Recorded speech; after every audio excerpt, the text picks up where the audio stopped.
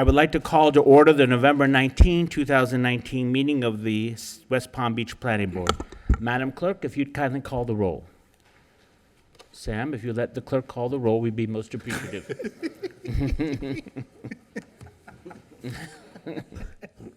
Stephen Mans. Present. Todd McLeod. Here. Peter Pivko. Here. Deborah Ring. Here. Andres Paradello. Here. Mark Bateman. Here. Christopher Chase. Here. Scott Holtz. Here.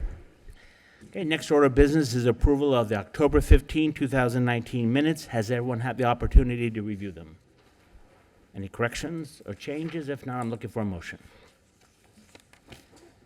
Move to approve. Motion and second. Any further discussion? All those in favor signify by saying aye.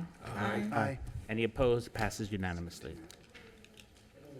Next on the agenda is report of the planning staff. Ms. Van.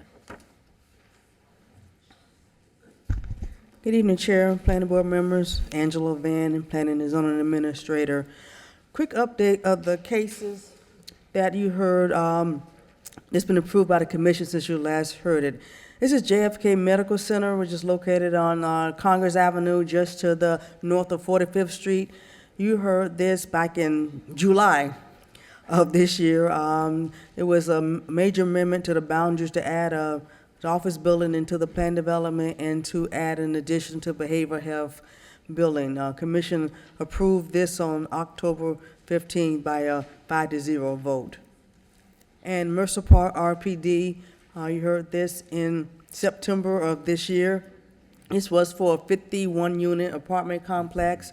As part of this, the applicant was paying into the Affordable Housing Trust Fund approximately $252,000.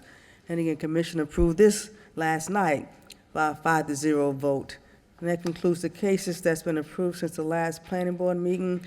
The staff would like to bring to your attention Planning Board case number 1420J. The applicant is requesting continuance until a 30-day continuance to December 17th Planning Board meeting. All right, any questions of staff? Do we have to move that, or? We will get to that. We'll get to it. All right. Next on the agenda are remarks by the chairperson, of which I have none. That brings us then the declaration of ex parte communications. Does anyone have anything to report on ex parte communications? Let me start on this side.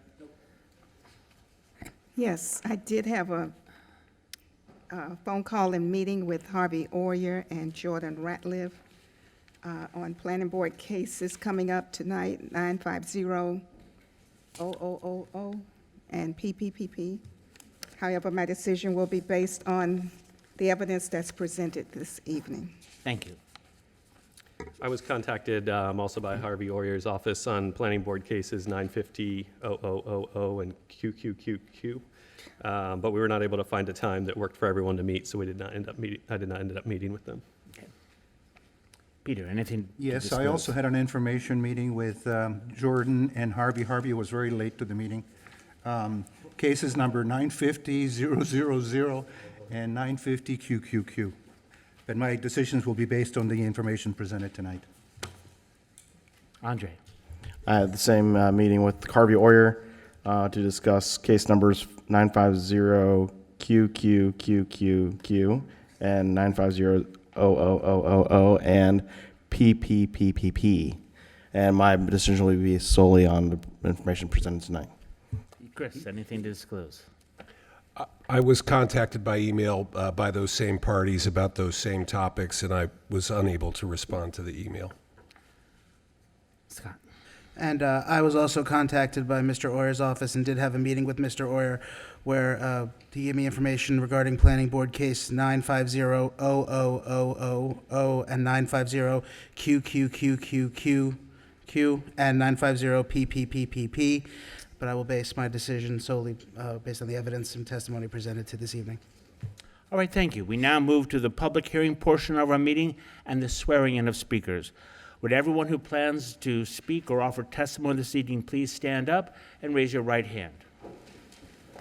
Do you swear or affirm that the testimony you're about to give in this proceeding will be truthful? I do. Thank you. Next on our agenda are continued cases, of which there are none. Then is Planning Board Case 1420J. As you know, the applicant has requested a continuance until our December 17th, 2019 meeting. Does anyone have an objection to the continuance? And if not, I'll look for a motion. So moved, Mr. Chairman. Okay. Motion and second. Any further discussion? If not, all those in favor signify by saying aye. Aye. Any Aye. opposed? It passes unanimously. Next on our agenda is Planning Board Case Number 950-00000. Mr. Hoyer, we're here from, or whoever's going to be speaking on behalf of the applicant. Do you want to give your presentation on more than one of these cases initially, or do you want to separate presentations? How would you like to proceed? Good evening, Mr. Chairman and Planning Board members. Harvey Oyer of Schutz and Bowen on behalf of the applicant. I think it'd be better to leave them as two separate matters. Your choice, please proceed. Meant. Good evening. Approximately a year ago, I was in front of the Planning Board on behalf of Related, seeking changes to the City Place development regulations, the governing document, the zoning regulations for City Place, now Rosemary Square. And it was approved by your board, approved by the City Commission. We told you that should we have a project in the future, we would bring that project back to you for a Level 3 site plan approval. We are back this evening with that project. The project site is 575 Rosemary. It is better known as the Macy's site. As you know, Macy's closed that store down. It is a vacant big box parcel right in the heart of Rosemary Square that we would like to repurpose to a more productive use for the community. Your jurisdiction here is you have review authority over Level 3 site plan approvals. For those of you maybe newer to the Planning Board, this is the one part of the downtown you have jurisdiction over. Downtown Action Committee has jurisdiction over everything except the City Place DRI. This property is within the boundaries of the City Place DRI. This is the subject site to orient you. Rosemary Avenue runs north-south through the middle of Rosemary Square. Hibiscus Street runs east-west. So this is the northwest corner of that intersection, again, where the Macy's department store used to be operated. These are the sub-areas within the City Place core regulating plan. And this used to be part of the Rosemary retail corridor, the blue, until last year when it was created as its own subdistrict, now green.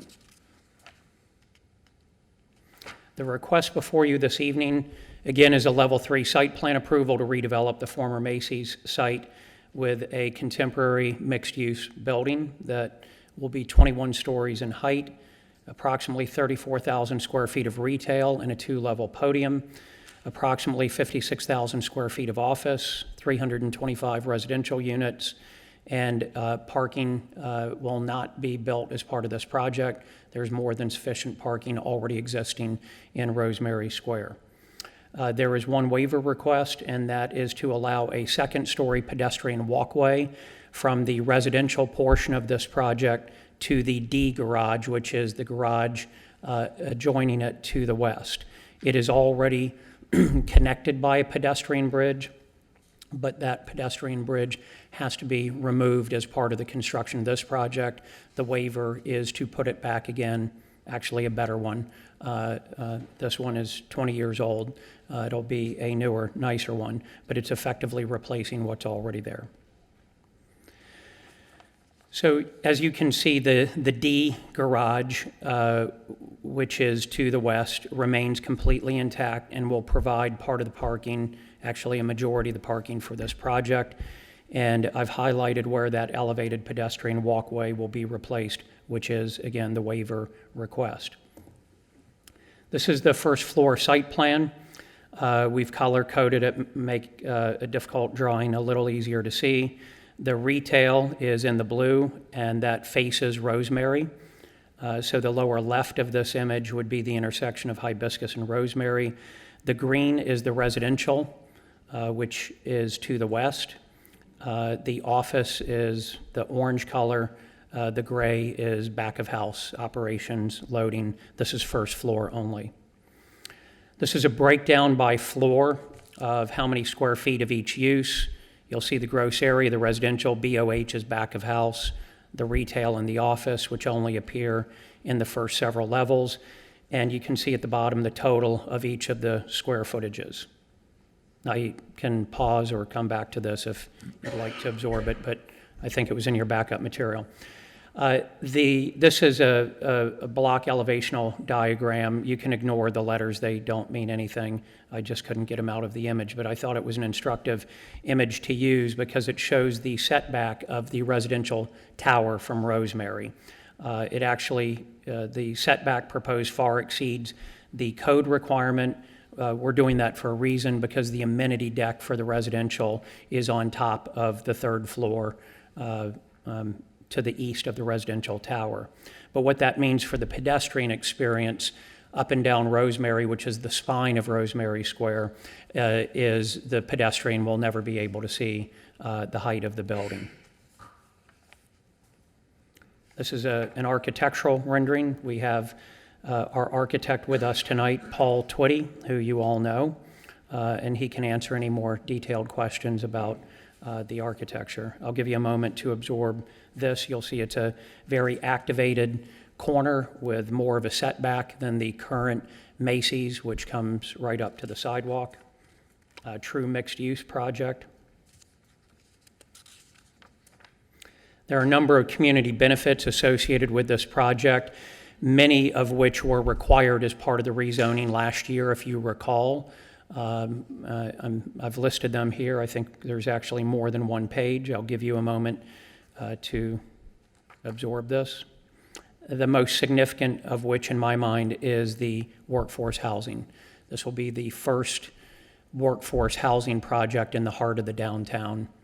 We've had other workforce projects, but they've been on the periphery. This is exactly where we need workforce housing, where people are living and working.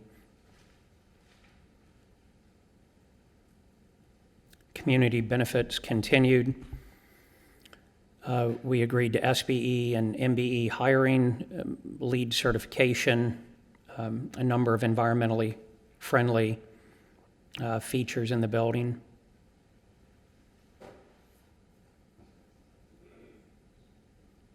Section 94-35C provides the development standards for a level 3 site plan approval. We meet all of them. I'm delighted to go through each one of them individually, but staff agrees with us. So unless you'd like to discuss any one of these, I'm going to move through them. Again, our request is pretty straightforward, level 3 site plan approval. Staff has 9 conditions of approval. We've agreed to all 9 conditions. And I stand ready to answer your questions and hope to have your support. Thank you. All right, any questions of the applicant? Let me start on this side. Mark? Deborah? Todd? No. I have one as I'm working my way down. I recall when you gave us the presentation a number of years ago with Mr. Green's building, and one of the arguments you had made to us at the time as to why that was the better location, the new tall twin buildings that are under construction now, was you had told us at the time that there was insufficient, you said it was just too congested to try to put a tall building closer between the Rosemary Square and Clematis Street, where the city ideally wanted the tallest buildings. Don't we run into that issue with this building? So I do recall that discussion, and I don't think it was about the height of the building. I think it was about traffic. Exactly, traffic and Right. just congestion, I think. Right, so that was Mr. Green's office building that I think you're referring to. I am. Office buildings, as you know, generate a lot of AM and PM peak trips. These uses do not. The retail opens later in the day. There is not a significant amount of office space here, and the residential has very different AM and PM peak travel times. So that discussion was in relation to location for an office tower. All right, thank you. Sure. Mr. Orr, you mentioned solar. Can you tell me exactly where that's being proposed? Solar?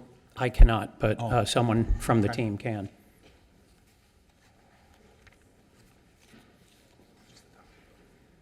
Which building? On the top of the tower? Is it the entire roof? The top of the 21-story tower. Okay, because there was a note in here somewhere that indicated that it was going to go on the mechanical roof of that 2- or 3-story building. Is it on the, Is that an old note, or? for the record? Jordan Rathlev on behalf of City Place Retail. The ordinance requires that we put it anywhere on outside of mechanical space where it's available, so on the top of the tower and the 3-level podium. If there's space available, we'll be putting it in both locations. Thank you. Andre, any questions? I have no questions. Okay. Chris? No questions. Scott? Okay. Before we hear from staff, here's my only concern. We have a number of people who wish to speak. I'm just wondering why it'd be more efficient if they heard both, or they might have to come twice to speak, one for each of these applications. I don't know. You understand what I'm saying? We have quite a few cards of people who want to speak on this project. Mr. Green, you understand what I'm asking? Do you have any thoughts on this, how it could be most efficient, so we don't burden the speakers here to have to come twice? Rick Green, Assistant City Administrator. I would prefer to keep the cases separate if we could. I think that would be easiest. That'll be fine then. All right, thank you. You can sit, and then staff. We would like to reserve time for rebuttal as I well. understand. Thank you. Okay. Mr. Snyder. Okay. That's all. Okay. Good evening. For the record, Eric Schneider, Principal Planner, and I will be going through a hopefully brief presentation here.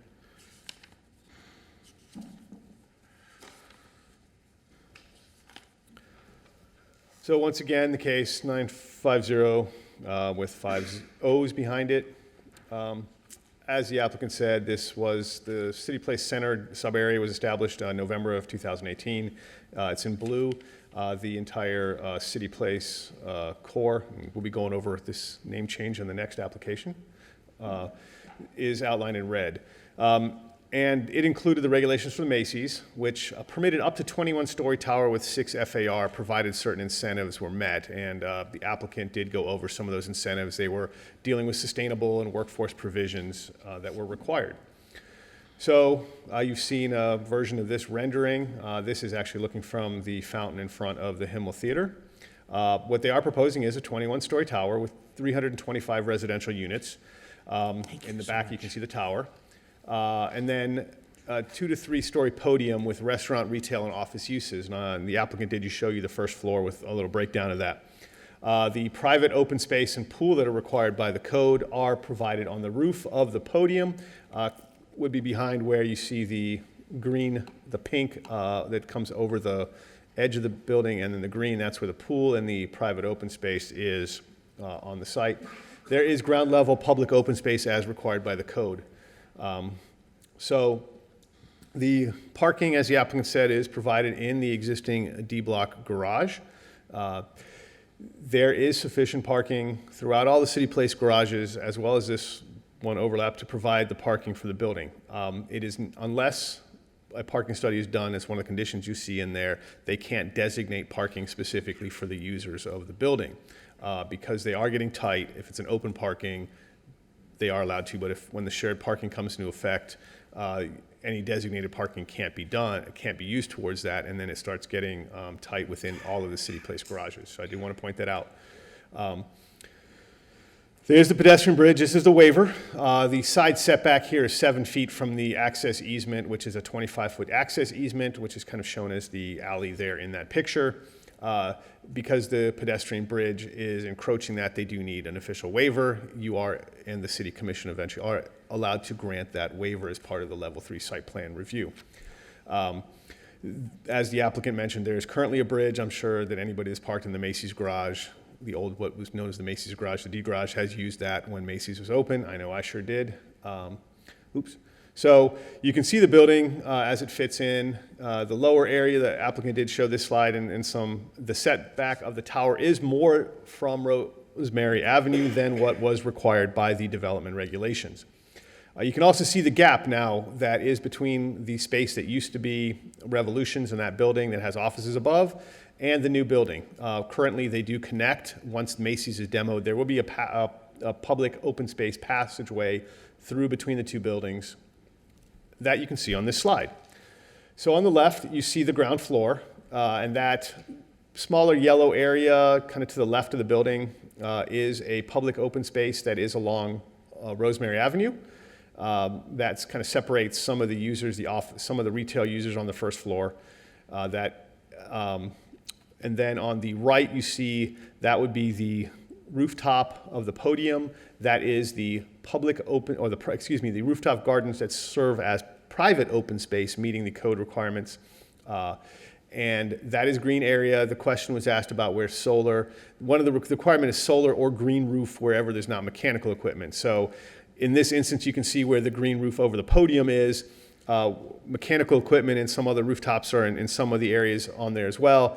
So if there's anything left over, that is where the solar would be put, or they could put more green roof up there. They haven't finalized because until the building gets more closer to building permit approval, they will not know exactly where the mechanical equipment is and what scale of that is going to be needed. So that is left as a condition prior to issuance of the building permit. So one of the things I want to point out is the green area on the top of the slide there. It's actually on the west side of the building. It is considered rooftop garden, so there are trees in that do help provide some break of the facade of the lower levels of the residential tower. There are also some things I want to point out about the passageway. So this is a public pedestrian passageway that goes through to meet the public open space. While the yellow does look like it gets narrower from what's over here, this area here is actually open on the ground level, actually 2 stories of open space before you get to the first levels of the residential that builds above that. So this area, while it's not open to the sky, so it cannot be counted as public open space, it is public as a terminus of the public passageway. It is a public area and one of the conditions says they do need to reserve that as public access to go with the public pedestrian or access way that goes through here. So I just want to point that out. On the ground level, some of the features that help buffer the property from the surrounding. Currently, the Macy's building has no landscaping around it except what's in the street. So they are adding along, as required by the public open space areas, the passageway. You can see the areas in green around the public plaza along South Rosemary. And then along Hibiscus between the openings for the retail and the residential tower, as well as some low-scale plantings and some vines here along the access alley, or excuse me, public access way. One of the things that, for those of you that are familiar with how it runs now, if you park in that garage and now that Macy's is closed and then you have to go down to the first floor if you're going to the Cheesecake Factory and you're walking along the access way here, it's a very narrow sidewalk, very unfriendly against the building. One of the reasons that the 7-foot setback from the access easement was put in place was to get a wider sidewalk, to get the ability to put some landscaping in there and be able to go through. And in fact, the applicant did push the building 3 more feet back. So they're actually about 10 feet from that access easement, which gives them the ability to put that ground planting in there. It still is back of house. Same thing with Macy's, has the loading docks here. They're moving them over a little bit across from the garage. Trucks will still go down here that are loading. I would anticipate with a less amount of retail than was Macy's, there are going to be less loading trucks, garbage collection, will probably be more with the retail, with the residential users. Mechanical equipment here that's now exposed is going to be shielded by this green area. It's not really a box. I drew it a box because my PowerPoint skills aren't great, but there is landscaping in here, that hedges and trees that will be blocking this mechanical FP&L transformers. Some of them are existing now and will remain. One of the conditions you'll see, there had been some AC units hanging off the back of this building. Those are required to be removed because those are going to be exposed mechanical and they can't have that. So there have been improvements done to the portion of the pedestrian the access way that is between the garage and the existing Macy's building. Oh, I also want to point out that this does not highlight the landscape that has been installed already by City Place Retail in the rights-of-way in Hibiscus and in Rosemary that were done as part of their redoing the roadway projects that are in the right-of-way. So there is more landscaping than what you see here. It's just in the right-of-way and not on this parcel. So the applicant went through a pretty agreement with our conditions. One thing I do want to point out is why we have the one condition relating, or the two conditions relating to the valet drop-off for the building. If you'll note, the entrance to the residential is on Hibiscus, and you see a little red car parked there. Staff has no issues with this if it's truly an Uber, Lyft drop-off location or a drop-off, and the person gets dropped off and the car then either proceeds down Hibiscus or goes and parks in the garage. Where we have concern is and here's the car driving and parking in the garage. When the car leaves the garage, if it's a valet and the applicant, while this slide does say valet, the applicant has not said that 100% they're going to have a valet for the residential portion of the building.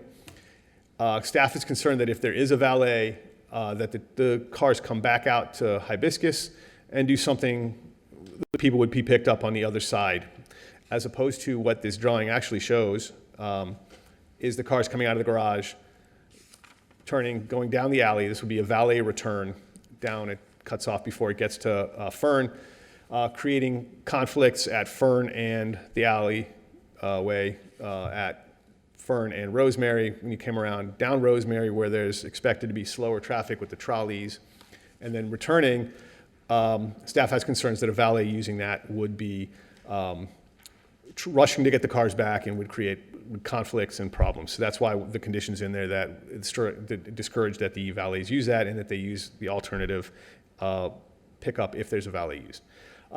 You'll also see that there's office drop off here in the front. As I mentioned earlier, that's a plaza and the main entrance to the office. The valet would turn around here, and that's one of the conditions, whether, as they showed it in this diagram, they do a loop through the service area, or they're going to have one space designated, they do a 3-point turn there, and then, return back into the garage, as my arrows showed on an earlier slide. And then it's easy to pick up. So I just wanted to point those out, go over those. So staff has reviewed the submittal in conjunction with the development regulations that were approved as part of the what's now known as the City Place Center sub-area. And it meets all of those criteria. It meets criteria that weren't specifically outlined in those that are in the Quadro Business District, which is what the fallback zoning requirements are. And it also meets the 14 site design qualitative development standards, subject to the conditions listed on pages 2 and 4 through 4 of the report, which the applicant stated they have agreed with. And it does include the approval recommendation of the waiver to permit the pedestrian walkway from the tower to the garage to encroach in the easement setback. And once again, the applicant did say it's just moving one that's there now, so it wasn't something that was seen as problematic to staff. So, are there any questions of staff? Okay, any questions of staff? Let me start on this side. Scott. I just have a question.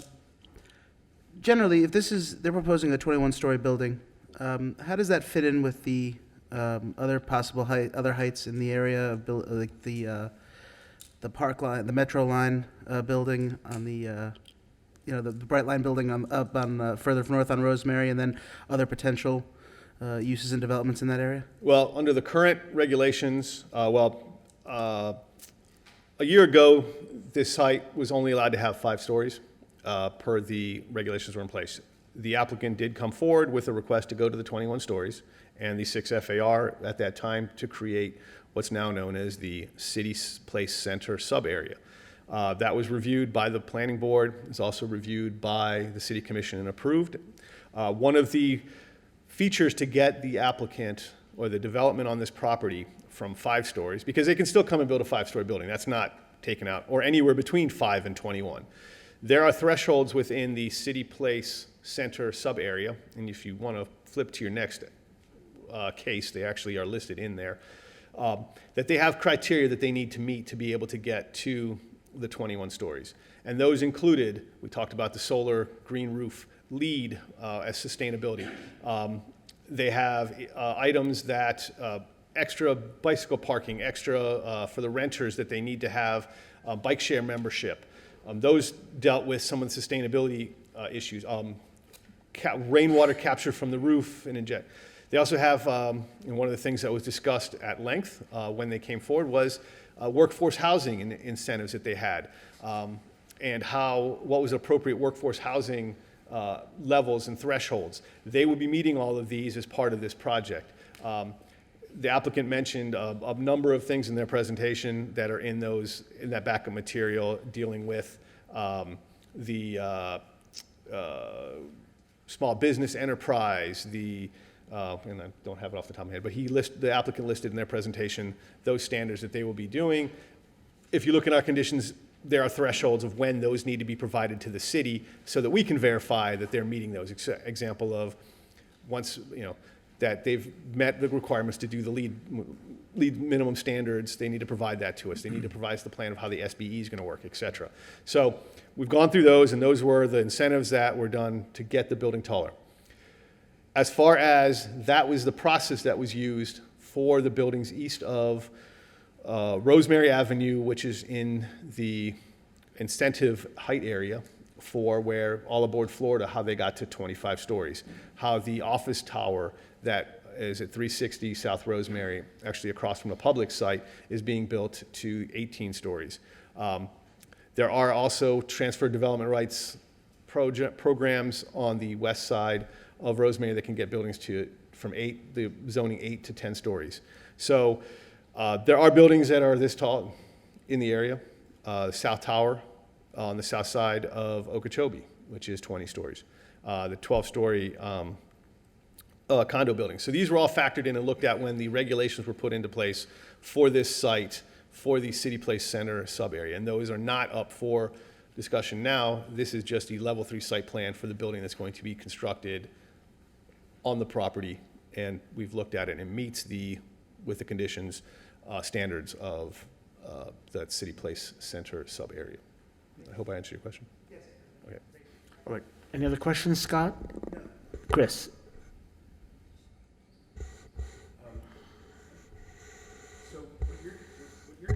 Sounds like a process that seems very natural in a dense place like West Palm Beach, which is just the city's getting taller in order to encourage development or support development. Is that a process that you all have been aware of for some time now? And what are your thoughts about how that affects the city? Well, I'll let Rick Green, the development service, or the assistant city administrator, discuss the long-term vision of the downtown and its redevelopment. Just putting me on the spot. To answer your question, City Place is an 80-acre site that's contained within our downtown master plan. So, as was mentioned earlier, that goes through a separate level 3 process, which is the planning board recommendation to the city commission. The rest of the downtown, roughly from Palm Beach Lakes Boulevard to just south of Okeechobee, is contained within our downtown master plan. So generally, any development within that area goes to the DAC, we call it, the Downtown Action Committee, for approval. So as we continue to build out the city, we are part of it, I'm getting probably too detailed, part of a transportation concurrency exception area where we can build 15.1 million square feet of non-residential development downtown, provided we have a commensurate amount of residential. And we have to maintain a ratio of residential to non-residential, and that ratio is 0.46, 1 unit per every 1,000 square feet. The good news is that we've had so much residential development, we've already achieved the number that we need to achieve in order to build the 15 million square feet. We're at about 10 million square feet now. So the good news is that we have more people living and working downtown, so hypothetically, we should have less traffic as we continue to grow. We have tried to incentivize development over the years. There was a time that we needed additional hotel development, so we provided incentives for hotel. Back in the mid-2000s, we had incentives for residential that this board probably saw. More recently, we've had a desire to build additional Class A office. We haven't had any Class A office built since the City Place Tower in 2008. So we provided an incentive that Jeff Green is actually utilizing today with his 550 Quadrille building, 1 West Palm, where he took advantage of 2 incentives that were contained within the downtown master plan, that is providing more than 200 hotel rooms and providing more than 200,000 square feet of Class A office. That allowed him to achieve a height of 30 stories. So Scott's question was, some of the buildings downtown can achieve a height of 30 stories. This particular building is 21. Some of the properties contained within the City Place DRI did not have height restrictions at all. When we adopted the Okeechobee Business District, many of you were on that board last year, we self-imposed a height of 25 stories on our tent site, which is located at the corner of Quadrille and Okeechobee. So we realize that in many cases you have to go up, but in a case like this, we are trying to incentivize the development. So we don't just get a tall tower, but we get a good mixed-use development that's going to benefit the downtown, if that makes sense. And, yeah, that's really interesting. Is one of the ideas to put things next to each other that complement each other so that you don't have so much traffic? That's exactly right. And then that also helps with the parking as well, because when you have a mixture of uses, both residential, office, et cetera, now you can utilize the parking in a different format, and our zoning and land development regulations acknowledge that during the day you're going to need parking for retail, but at night that retail is going to be closed, and then the residences are going to move in, so there's a proportionate share. So that allows us to actually reduce the amount of parking that we have. And then, as an example, you have less people driving to work if they're already living downtown. That's why we have 600,000 people riding our trolley systems every year downtown. So that's the point of having a mixed-use development. It provides less of a reliance on the automobile and allows us to utilize other modes of transportation. Thank you, Mr. Green. Any other questions, Chris? Andre, any questions? No questions. Peter? I have a question, Eric. I'm still a little confused. I hate to pick on this small area, but you mentioned that the solar panels are going to go on the roof of the three-story podium? Possibly. The requirement is, and I'll quote it for you. I know I'm just doing from a functional point of view.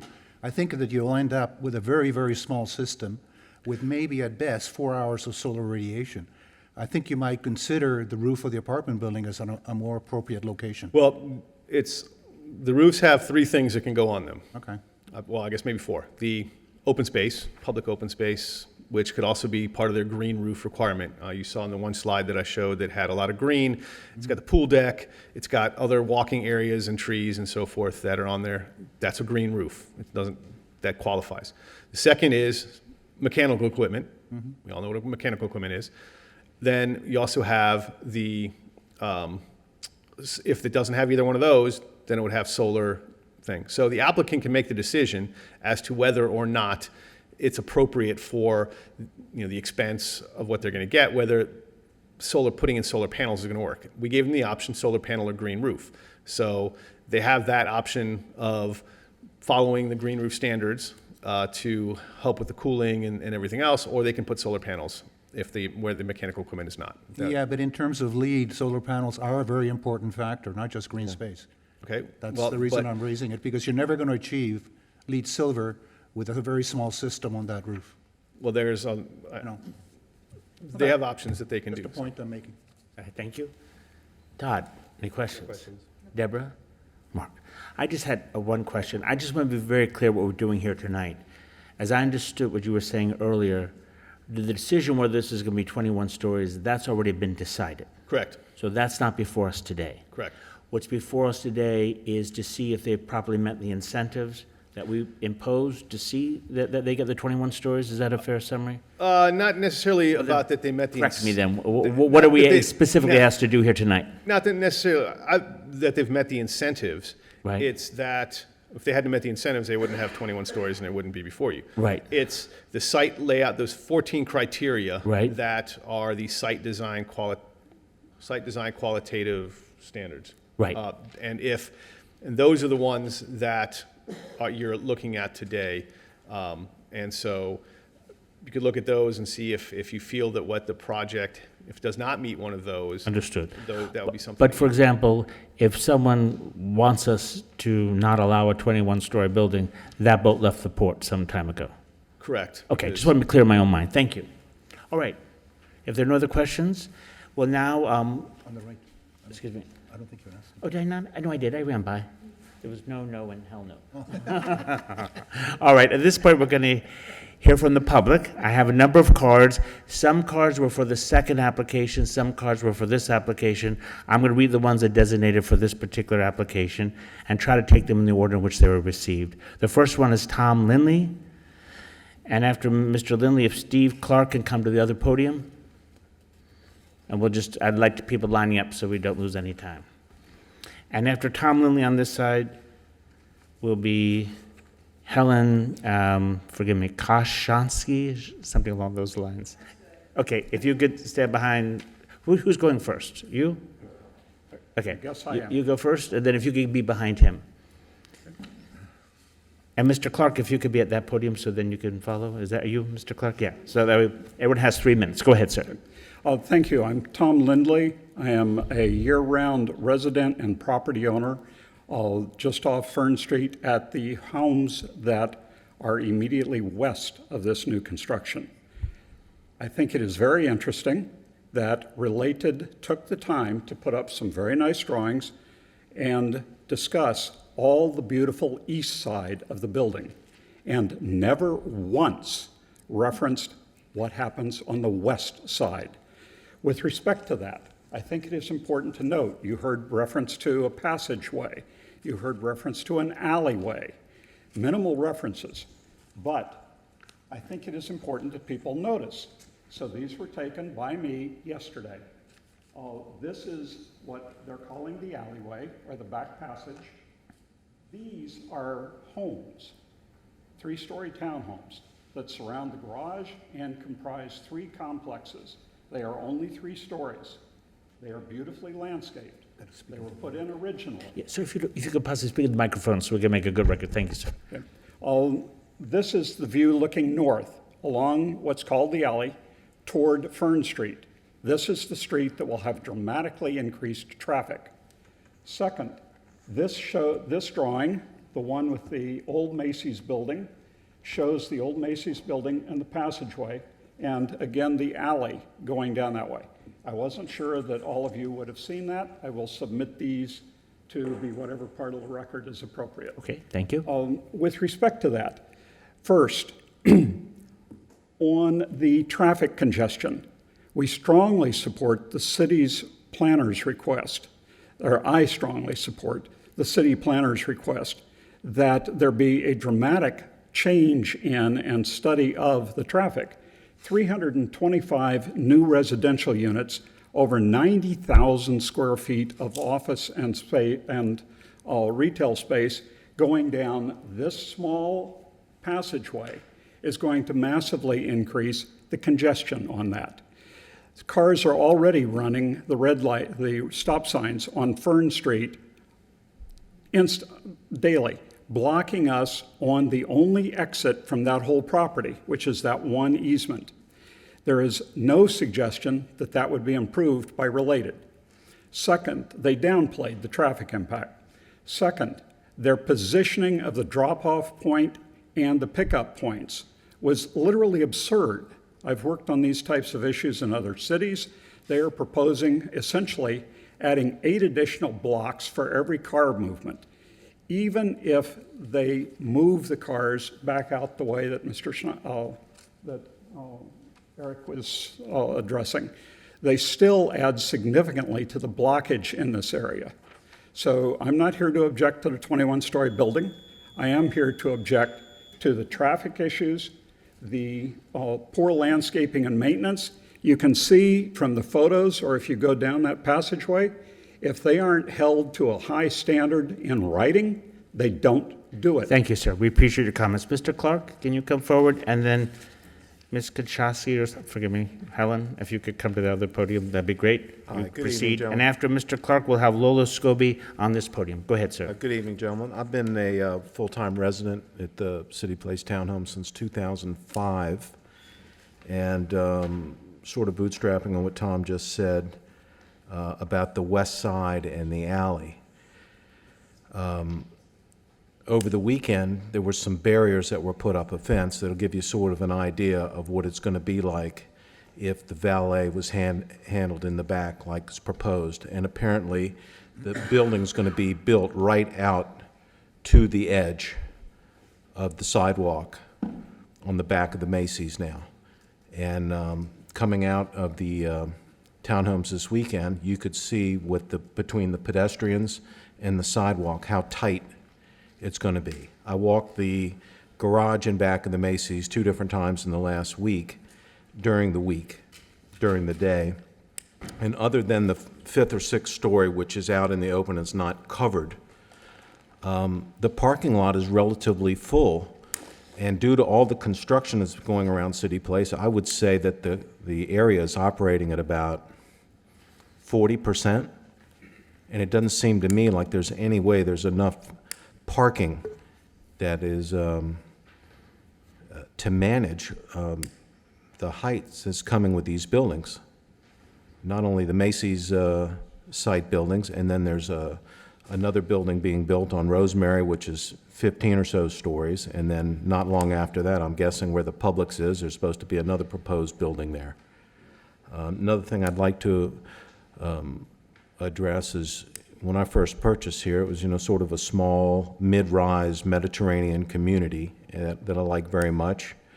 And now this transformation into what is going to be virtually living in a canyon. And you wouldn't know it from how white my skin color is, but probably more than anybody else, I spend time at the pool, which is in the back near this alley, and it's already restricted sunlight-wise till about 10:30 in the morning by the mid-rise level of where the Revolution's bowling alley is. And now with these 3 different buildings coming, I mean, the site restrictions are going to be substantial. Another thing I'd mention about the traffic and the parking, during the week when the Dreyfus Art School is in, it's virtually a parking lot on Sappadilla on one side as all the parents line up around the block and go halfway down the next block on Fern. And I don't know if anybody factored that in, but it really is very, very tight as far as the parking and driving around right now. And I would encourage any one of you at some point to drive in back of the alley and get an idea what it's really like with these temporary fences that are put up to the edge of the sidewalk. Let me see what else. All right, thank you, sir. We appreciate Okay, your comments. thank you. All right. Thank you. And Lola Scooby will be at this podium, and after this lady, Bill Nugent, if you could be behind that podium. Go ahead. Hello, Helena Khoshnevis, Unit 660. I have my townhouse since 2006. Thank you for your time. What I want to talk about is, I understand that your city is growing and we should expect construction and more. However, I hope the city of West Palm Beach change their policy, passing zoning before seeing about the whole plan and before all the study is done. Unfortunately, we didn't get that much information from Related. We had a couple of meetings with them, but we didn't get all the detail that you see tonight, except some front pictures, number of stories, and the units. What I'm asking tonight is to give us time to approve this plan that they have till we can discuss more in detail with the Related group, because our community is directly getting affected by this plan. I don't have a nice big picture, but this alley actually is so small that it doesn't have a name. So all the activity is happening in this alleyway. So this is the first gate going for the townhouse, the second gate, and the third gate. They're all behind Macy's parking spot. And this is another gate. So this is the only way for the townhouses to go in and out the community. So these are our concern about what is happening with our community. The high rises in the area, I understand there are many high rises is building, but none of them has the 3-story, 51 townhouses behind them, and none of them has opened up to the narrow alleyway. I think that's pretty much the concern about the community, because or pool open up in that alleyway, and when this high-rise goes up, our pool is not going to be no good anymore. That's it. Okay, thank you so much. Thank you. All right. Let's see. You're Ms. Scooby, is that correct? Scobie. Scobie, thank you. Behind her, if that could be Michelle Caudry, and after Mr. Nugent speaks, David Bradley. Go ahead, ma'am. Hello. My name is Lola Scobie, and I'm a townhouse owner in City Place. I speak from the perspective of someone who has 2 certificates in sustainable design and green design. I've worked for a sustainable architect. So we are not anti-development, but we're very much pro-intelligent development. And I feel like this City Place project is at a critical turning point where a few highly intelligent decisions could make it the wonderful thing that it's on the way to becoming, and a few more perfunctory decisions could make it a point of contention, hostility for years and years and years. I was so glad to hear the chair immediately raise the issue of congestion. Related's attorney referred to 575 Rosemary as the heart of the Rosemary District, which is true, and we are right behind that heart. He also referred to Roseberry Street as the spine of the district, and our alley that we've been talking about runs right parallel with Rosemary. I would say because it goes to parking, it is the second spine of the district, and it's got to be done right. Already, in the very relatively low state of use that it's currently in, there's competition between automobiles and pedestrians, and I mean at a level of potential danger to pedestrians. We're very concerned about overall congestion in the alley, which includes the routing of the valet parking. We very much support the concerns of your planner. Also, the matter of people just cruising through the alley, playing music at loud volumes. It could become, from other cities I know, that it could become a nightmare situation where when people from outside downtown want to come into downtown and enjoy all the great things that downtown will have to offer, they will talk about how they sat there 30 minutes, boiled up in traffic, going through possibly a not very beautiful alley, finally got to park, were late for their dinner reservation. I just know none of us want that, and I know Related doesn't want that because that's not good for business. So I think our overall concern would be that this matter of congestion and the alley is not ready for approval, that it be turned back to the planning department, that considerable traffic studies be done, and then we'll all have a win-win. Thank you so much. Mr. Nugent? Mr. Chair, planning board members, wow, that's a hot mic. Bill Nugent, Grandview Heights. I live on Florida Avenue in Grandview Heights. Where I live is walking distance from 575 Rosemary in historic Grandview Heights. I've been an active member of our neighborhood association for the last 20 years there, and we've experienced over the years and remember looking out the north end of Grandview Heights at the open fields across Okeechobee Boulevard to the moonscape that is now, I still want to say City Place, but Rosemary Square. Rosemary Square. And the only thing in between was the flashing yellow lights because the city didn't want people to slow down because they might get carjacked. A lot of things have changed since then. And over those years, we have found, working as a neighborhood often, over those, especially in the early years, Related was always a good partner and really has done an enormous amount for our neighborhood and the city.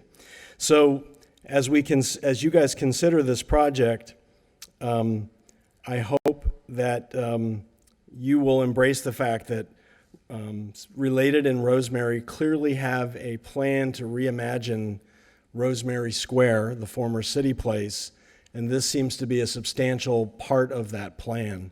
The lady that was up here before me referred to this site as the heart of it, and that may very well be true. So I urge you to support this, and I hope you'll do so. Thank you. Thank you. At this lectern, if we could have David Bradley, and then after the city speaks, Dennis Grady here. Go ahead, ma'am. You have the floor. Hi there. My name's Michelle Canada. I live at 670 Fern. I've been there since 2006. I am a downtowner. I actually walk to work every day, so I'm one of those people that you want downtown that doesn't have a car. Again, all of my neighbors have already talked to you about the alley and the traffic. I just have to say, I actually have complained to the city previously about the stop sign at Fern and Sapodilla and the stop sign at Fern and the alleyway, because I have almost been hit there a couple of times. So they really do need to address that. So traffic is a huge issue for us. But I also wanted to mention that I'm a very informed downtowner, and I was unaware that the building was a 21-story building until just recently. And I'm not saying that they didn't notice us, I just never saw the notice. And I think that using the building plans along with the ask for whatever they want to change the zoning to, those two things should be done together and not like they're doing today, which was, it's the Publix lot, which we're not talking about yet, but Publix, where they don't have the plan yet. We don't even know what it is, so how can we make a judgment about whether we would be in favor of it based on that? And the other thing, the workforce, we actually asked Related about that workforce part, and even with the workforce, 15%, I think they said, I think the rent for that, it's still gonna be, people have to make around $60,000. And as an employer downtown, I have attorneys and social workers that work for me, and neither of them would be able to afford to live even in that building.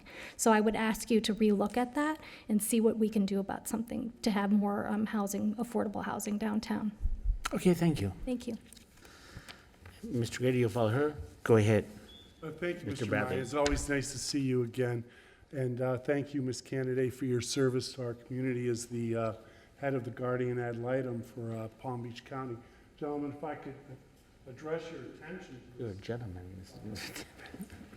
photograph here that shows the existing parking garage and the entrance, and as well as depicts the existing residential and then the entrance to the existing garage. Gentlemen, I and my neighbors own the entrance to that garage. We own it. There is no vehicular easement to the garage. That property is owned by the City Place Townhome POA. I'm the president of that association. That is my property. That is the property that I own with my neighbors. And your site plan is allowing others to trespass on my property. I don't allow that. It's a trespass. Nobody knows that. I do. I had it surveyed.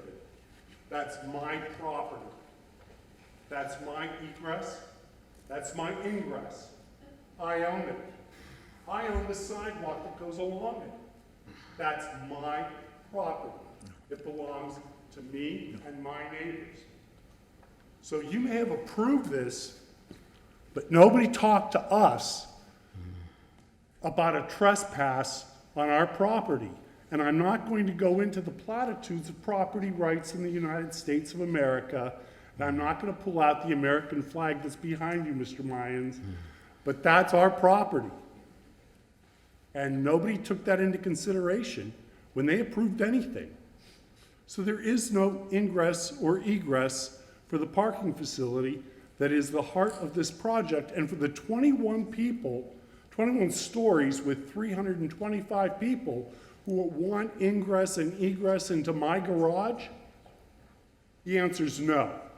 Not unless we get to work it out with Related. I'll work it out with Related, every day of the week, all day long.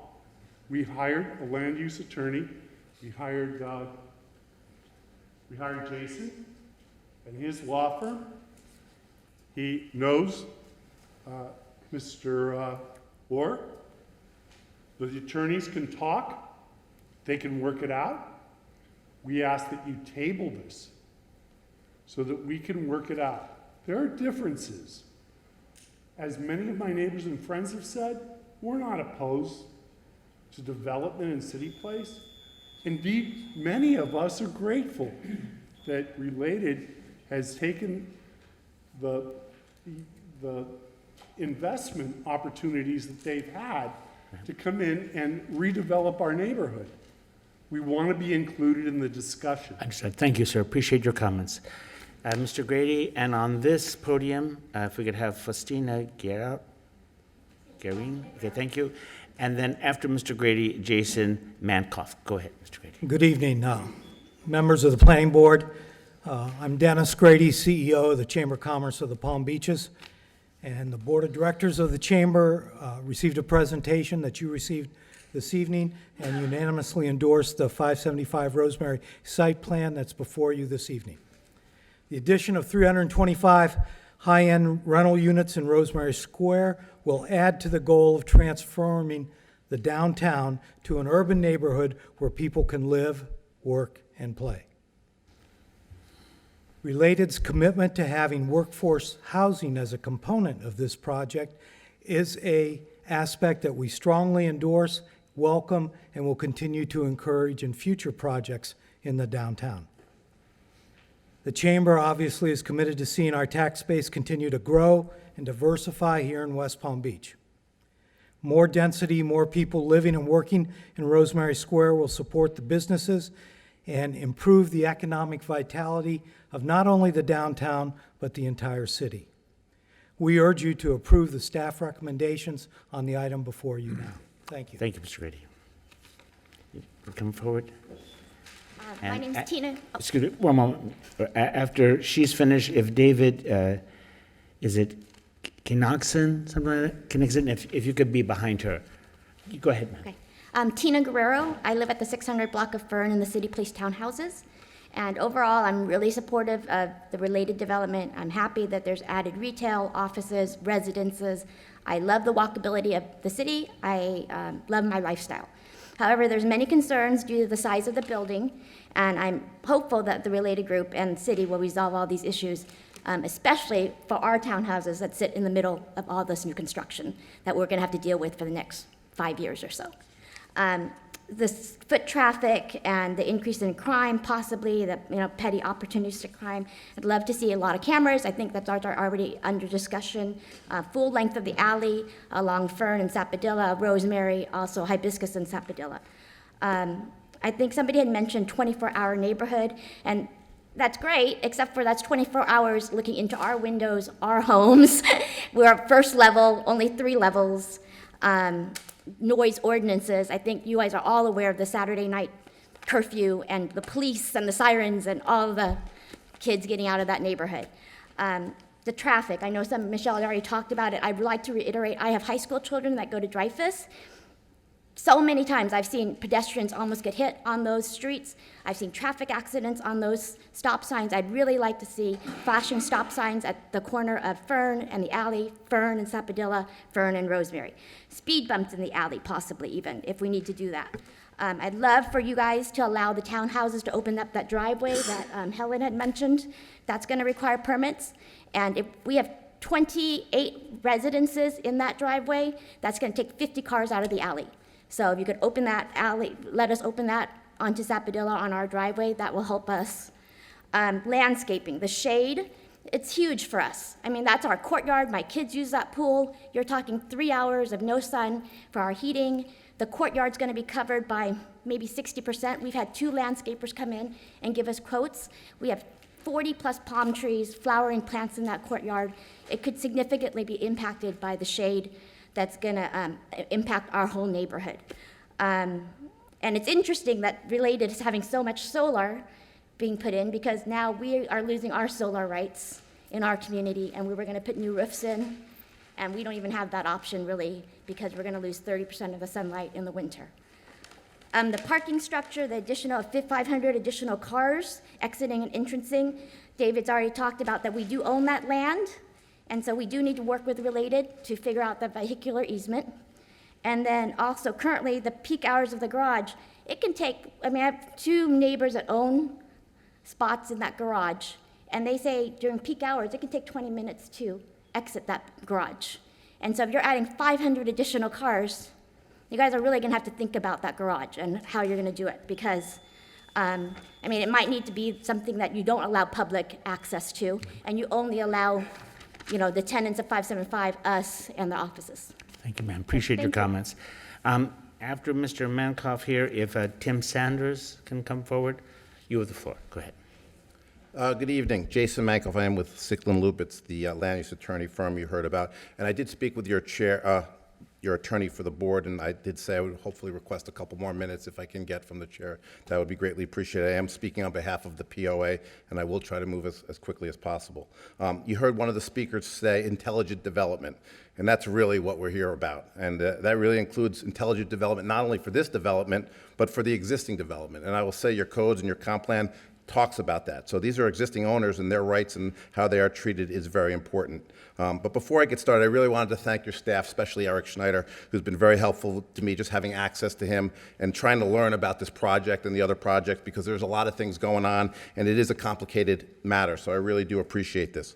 You did hear from the president of the POA individually, and tonight there is a legal technical problem with approving the site plan. There's a dedication via the plat exclusively to City Place Townhomes POA.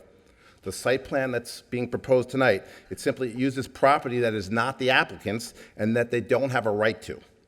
There's not any legal right of access that they have, including vehicular access, on behalf of Related or its potential owners. So I anticipate your next question.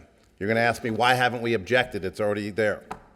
Well, this is what these townhouse owners have lived with. They're accustomed to it. They aren't unreasonable. They are looking for intelligence. But to build a 21-story building with 325 residential units, about 34,000 square feet of retail, and 57,000 square feet of office impacts these homeowners exponentially. It's not what's currently there. It's not what they're used to. It's not what they're accustomed to. It's not what they're living with. These issues, as you heard from Mr. Bradley, they need to be discussed and resolved with Mr. Oyer and his client. We do have some major concerns. You've heard a lot of them, so I'm not going to discuss all of them. But the valet, you've heard about that. Staff has their own concerns. There is limited access in the alley. We've seen that.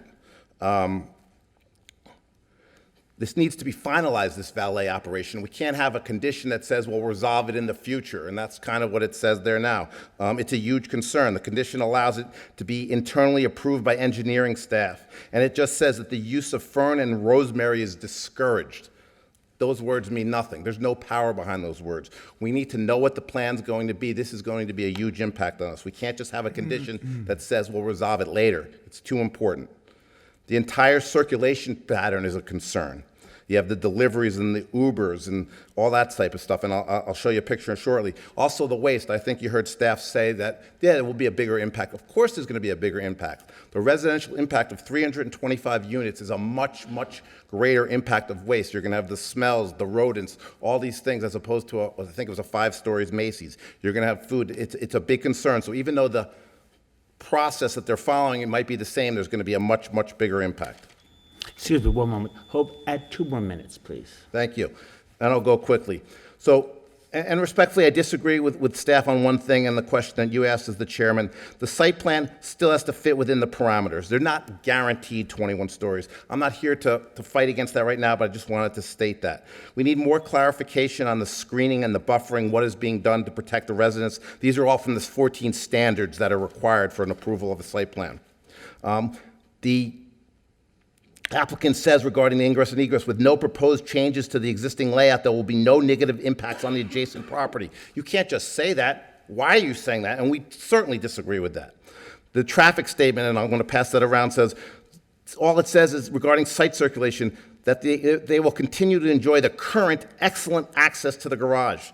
It's not excellent at all. It's just going to get worse. I don't understand how they're saying that. They can't just say things. These are real-world problems. I'm going to pass out a picture I took of a FedEx truck in the alley. This was last week. You've seen the same picture basically showing the other alley. There's going to be a lot of congestion. You bring all these residential units, you're going to have a lot of deliveries via Amazon. There's going to be a lot of issues going on with that. And finally, I'm just going to point to your comp plan, policy 1.721D as design principles that calls for the importance of complementing and supporting adjacent land uses, increasing compatibility, with respecting existing developments, designing all projects compatible with adjacent properties. It's a very important thing. There's additional issues that we haven't even talked about: insurance, safety, parking, landscaping, the shade. There's too much going on right now. We're requesting a tabling. We want to discuss these issues. We do want to work them out.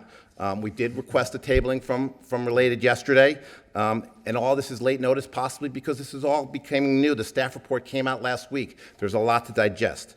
We think that's the proper thing to do. Approve the tabling, give us 30 days to work with Related. Let's see if we can resolve these issues. Obviously, if you don't want to table it, then we would certainly request a recommendation of denial. We just don't see how you can pass this, especially with the site plan issue with ownership. So thank you for the extra time. I'm just going to pass on these pictures and the analysis from the traffic study. Thank you. Thank you.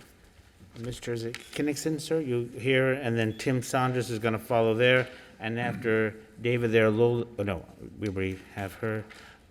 Joanna Sororo?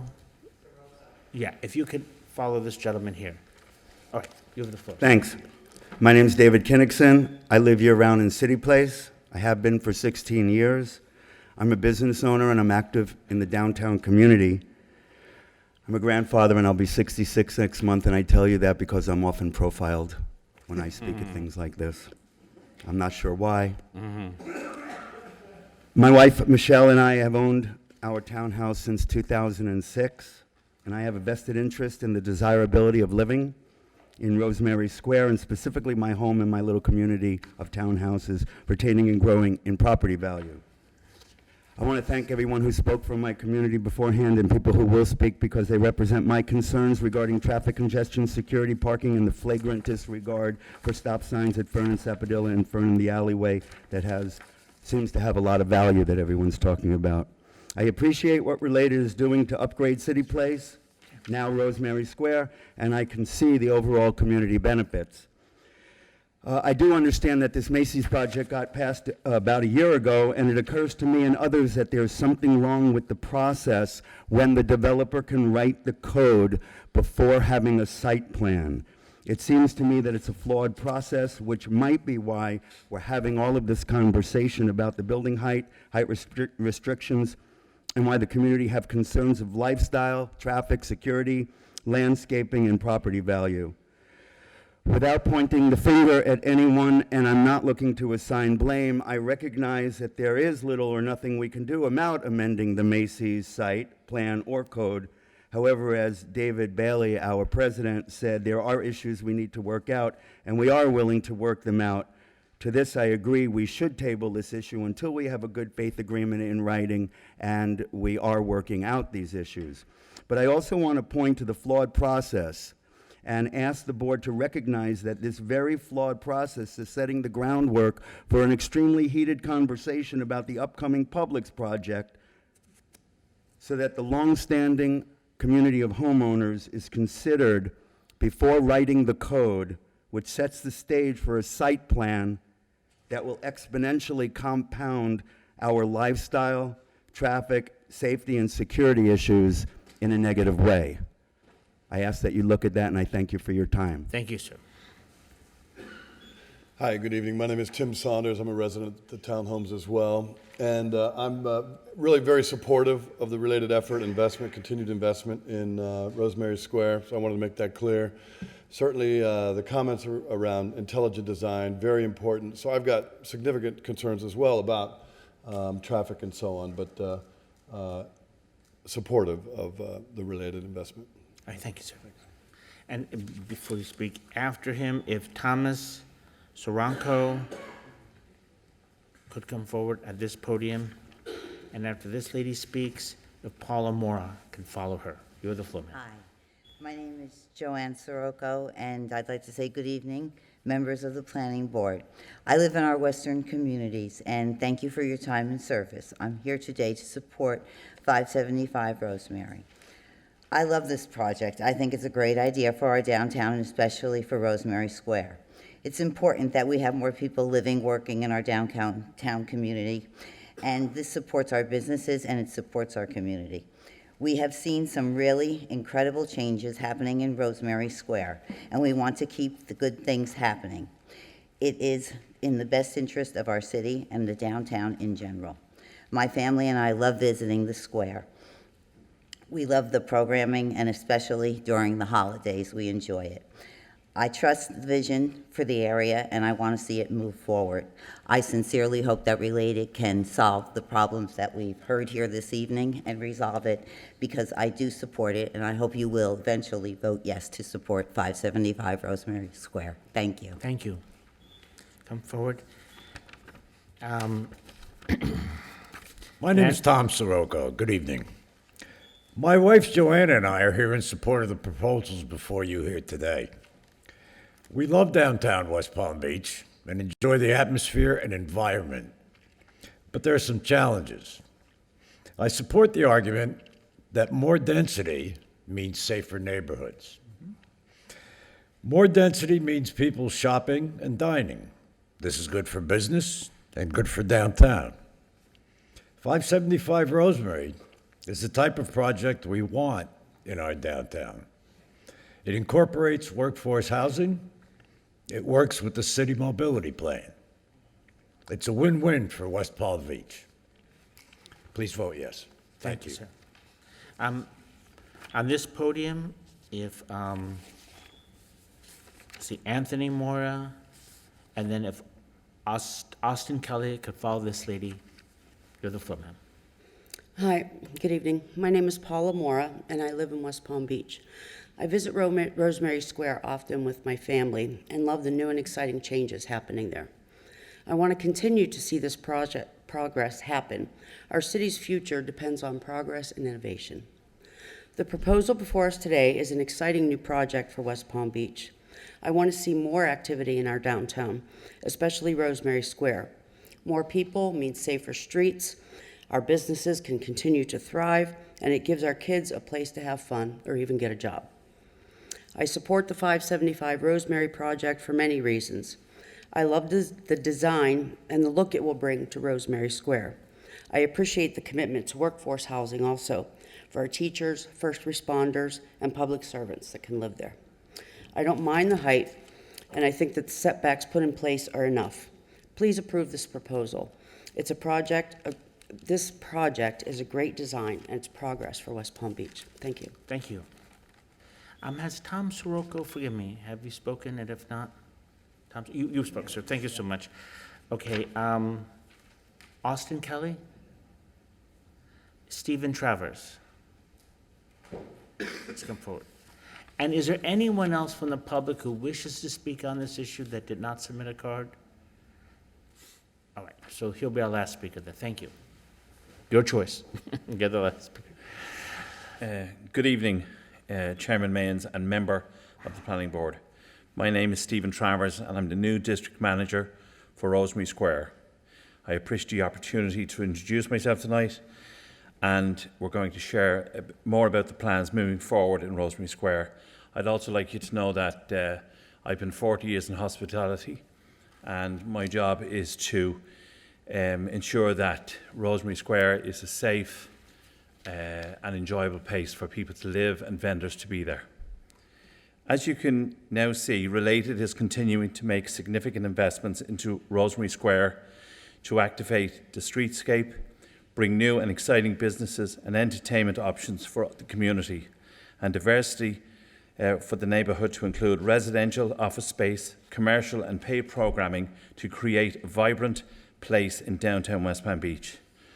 What I can share is our exciting tenants are excited about the changes coming to Rosemary Square, customers, residents and visitors raving about the new streetscape. The new tenants coming online in the first quarter of 2020 are going to bring a whole new dimension to the square. Part of my role is working with our residents and tenants to ensure Rosemary Square is providing the highest quality of service We want our tenants to succeed. We want those who call Rosemary Square home to love the neighbourhood they live in. The addition of the 575 site to Rosemary Square would provide the much-needed density to support the shops, dining and entertainment options in the square. We want more people walking, dining and utilising the space in Rosemary Square. This leads to safer streets, more business for our tenants and overall better quality of life for those living, working and playing in the square. This mixed-use project is exactly what Rosemary Square needs. Retail and shopping is changing. We are seeking this trend to happen across the country.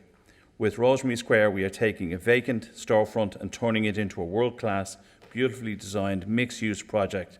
The project continues in Rosemary Square tradition of large setbacks, public open spaces and walkable, pedestrian-friendly streets.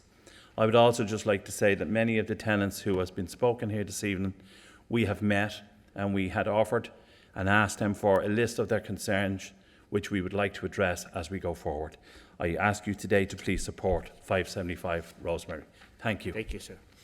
We had one other card submitted. Alex Milan, come forward, sir.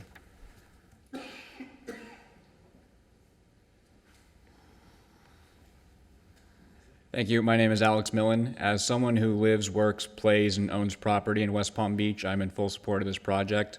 I think the fact that Related is making such a commitment and investment in West Palm Beach, we should wear that as a badge of honor.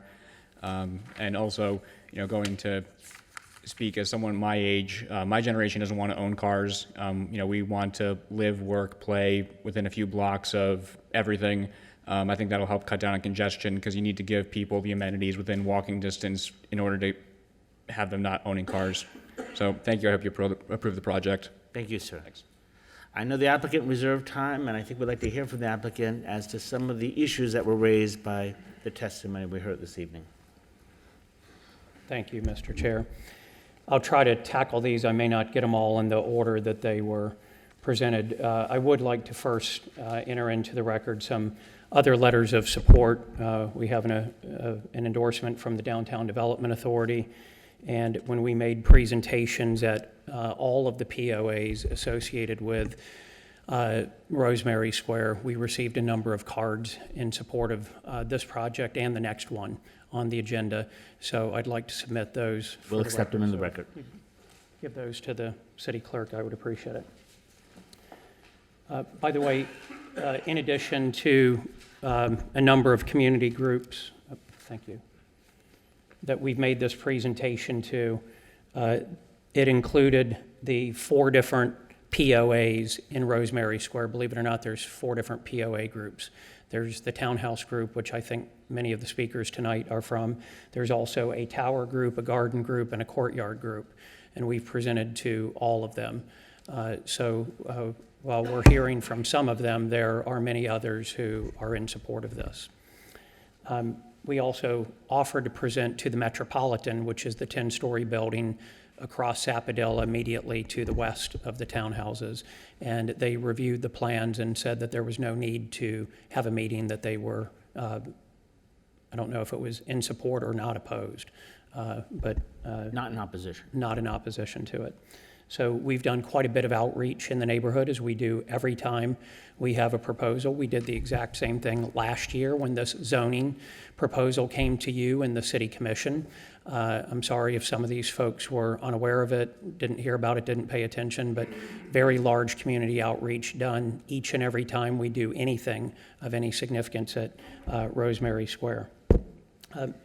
So in no particular order, let me try to address some of the issues that were raised by the public. One I heard was traffic, and I want to point out, number one, we're in a traffic concurrency exemption area, so traffic concurrency does not have to be met in the downtown, as I'm sure you're all aware.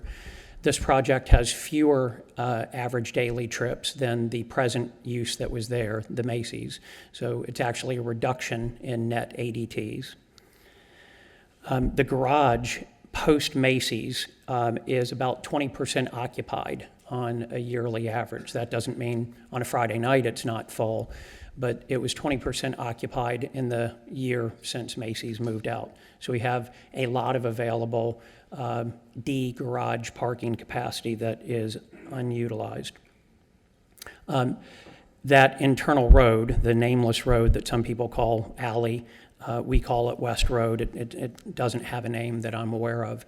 The right-of-way for that will be wider. Part of the site plan is to add sidewalk on the Macy's side. So when the Macy's building comes down, that sidewalk becomes wider. Doesn't necessarily make the travel lanes wider, but that space becomes a wider space. And as Mr. Snyder presented in the staff presentation, a large pedestrian plaza and walkway will connect Rosemary to West Road, along with, even though it's under an overhang, so it doesn't count as part of our public open space, but it is additional open space to widen the feel of that area, so it gets wider. Staff has more than adequately addressed the concerns, most of the concerns that I think were presented tonight by the public about the use of this West Road. We can't use it for any valet operations for the residential or for the office until we obtain an additional approval from the city to ensure that we do not create any of the concerns that were raised. And in fact, I'll go one step further. We will agree to go through that staff process before we go to City Commission. So I heard probably a fair comment tonight. Why approve this project if we haven't worked that issue out? We'll work it out before we go to our City Commission approval. I think that's a fair comment.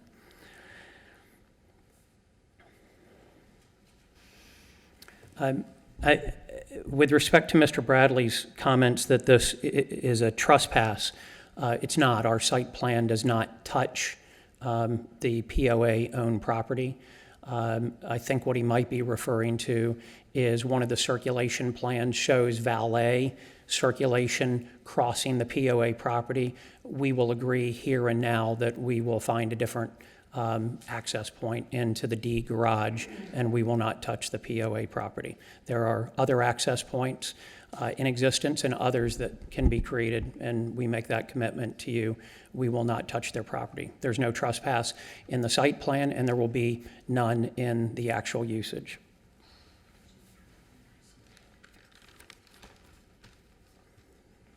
Heard some general concerns about crime and safety, and you know, I know this can be counterintuitive to some people that density and height is a good thing, but I think your group understands this. That this is exactly what Rosemary Square needs. From Hibiscus Street north, if you watch the rotation of tenants that have gone in and out of there over the last 20 years, that is the end of Rosemary Square that needs the help. And that's what this is designed to remedy, or one of the things designed to remedy. It puts more human beings there on a 24-hour schedule, which greatly enhances the security. Bad people don't do bad things within the eyesight of hundreds of people that will be living there. And it presents the opportunity to support the retail and restaurants that unfortunately many of them have turned over at the north end of Rosemary Square. So this, the high quality of what Related has developed and operated, I mean, we all know this developer and their track record better than any other developer in our community. They have been here the longest. The quality of their operation and their construction, I would argue, is not surpassed by any other in the community other than perhaps a Bristol type of development. And this is more evidence of Related's financial long-term commitment. The fact that they spent $500 million building it 20-some years ago, and they're spending another $500 million now, a lot of it cosmetic. That is not one more leasable or rentable square foot. It is to enhance our experience, the public experience there, and our safety. So I think we should take that into consideration. And finally, while all of these are legitimate concerns, none of these go to what your decision criteria is tonight. you understand, or the city attorney can remind you what your jurisdiction is. We're not rezoning the property. It's not a discussion about height. We meet all 14 standards. There's not been one bit of evidence presented tonight to prove or even offer to prove that we don't meet one of the standards. So I respectfully suggest that this is your job, and we meet all the criteria, and there's not one bit of evidence that has been introduced tonight that should deter you from taking a vote on this. Thank you. I appreciate Any it. questions, further questions of the applicant before we get back to the board for discussion? Go ahead.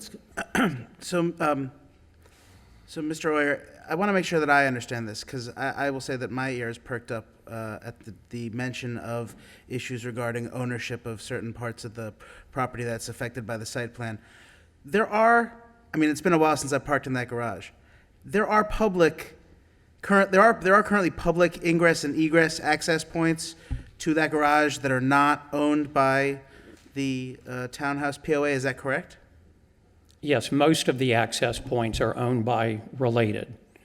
The POA owns the access point that Mr. Bradley pointed out, and our site plan does not touch that in any way. I think what he was referring to is there was I believe, a red circle that showed a possible valet route that would cross their property. And so our commitment is we won't do that. We will use one of our other existing access points in and out of the D garage, or we will create a new one. All we have to do is modify a curb, and the problem is solved. That issue goes away. We're agreeing to that now. Thank you. Any other questions from the applicant? If not, thank you, Mr. Oyer. We'll take it back to the board for discussion. Let me just kind of get everyone's flavor. I'll start with you, Mark. What are your initial thoughts? We'll just go down the order. Sure, Mr. Chairman. Yeah, so this is a beautiful project, and if we can't get to a yes somehow on this type of project in the absolute heart of our city, then I'm not sure what we're doing here. The architecture is always subjective, but the project looks beautiful. It reminds me of the Kips Bay IMP townhouse apartments in New York. This is exactly where the density and the mix of uses and Related's grand project for Rosemary Square should be formulated.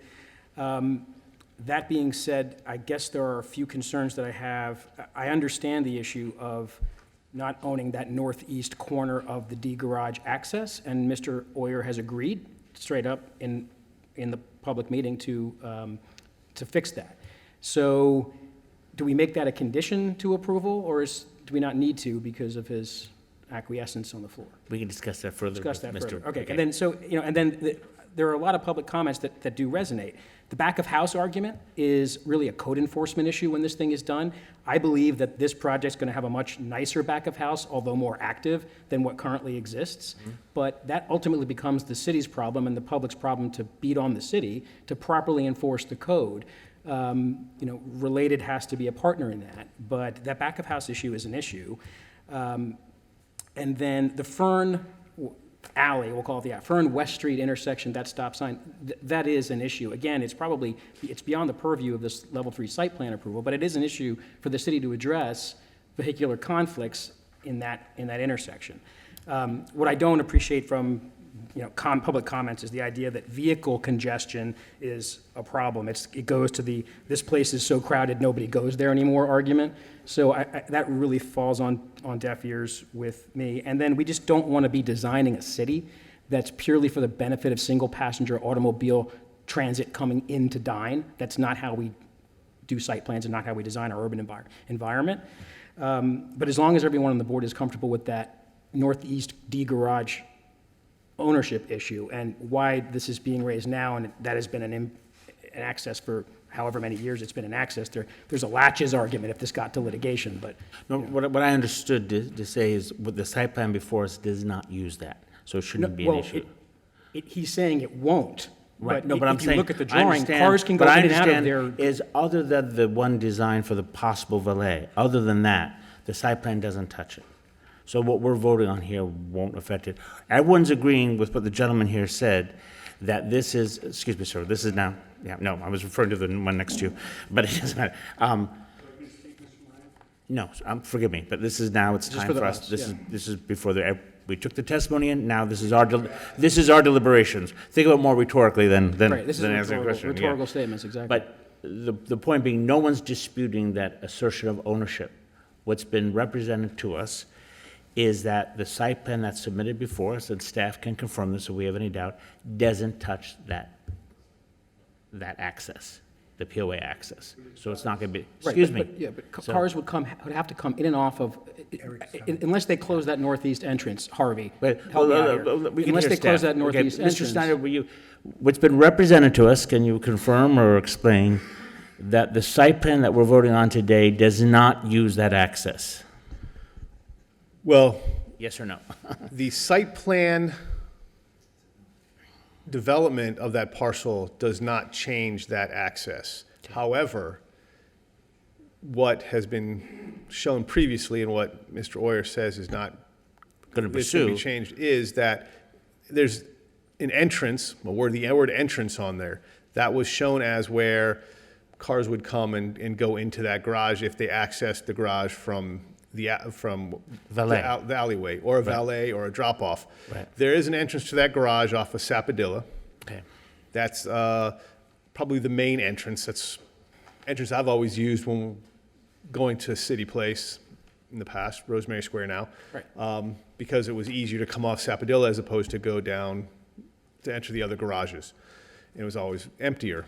So, yes, that's the main entrance off Sapadilla. There's an entrance that I know that the City Places, or that the City Place retail folks have told me the valets, when they've overflowed, have used that entrance on the northwest corner, and then they will exit. People can use that entrance if they come down that alleyway, the access easement, and go into the garage on the lower levels.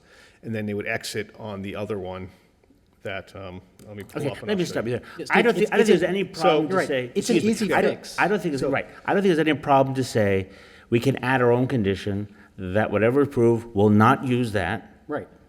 absent if they work out some deal with Yeah, them. exactly. Yeah, It's a so we can simple, just- it's a we'll simple add a fix, condition. but I think it Yeah. has to be addressed. Okay, And thank then you with that. I think the idea of that allowing the townhouses to open another alley onto Sapadilla is a reasonable request, not for this board at this moment, but that's a reasonable thing that would, again, alleviate some of these concerns. Understood, understood.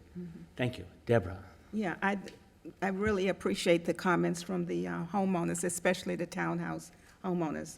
But looking at the garage, and I use that garage even though Macy's is not there anymore, it fills up Thursday night, Friday night, Saturday night.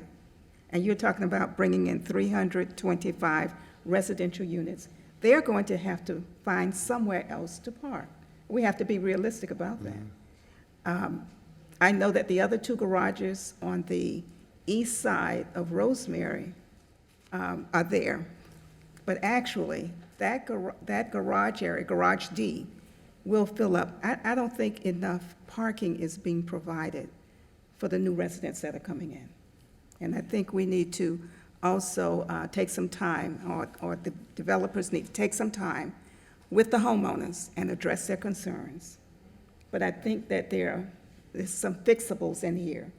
This is an excellent project. Right, thank you. Todd? I want to thank everyone for their presentations and the residents and the POA for their input. I think that the plan, the project that was proposed or presented to us tonight is very much in keeping with the goals of the zoning changes we approved last year, as far as kind of the rejuvenation of City Place and the continuing success. So I think that the design team has done a good job of trying to get to the goals of what we approved at the zoning change or recommended for approval. As far as the people that spoke tonight in opposition to the project, I would say the vast majority of them seem to be concerned with the access, the vehicular access, the alleyway, the ownership of the alleyway.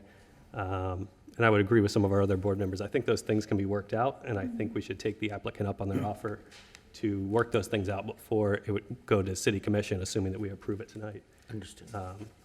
Okay. So in addition to their commitment, I think, not to use that access off of the alleyway, I think we should also take them up on their offer to work out the valet and the traffic routing plan before it was to go on to City Commission.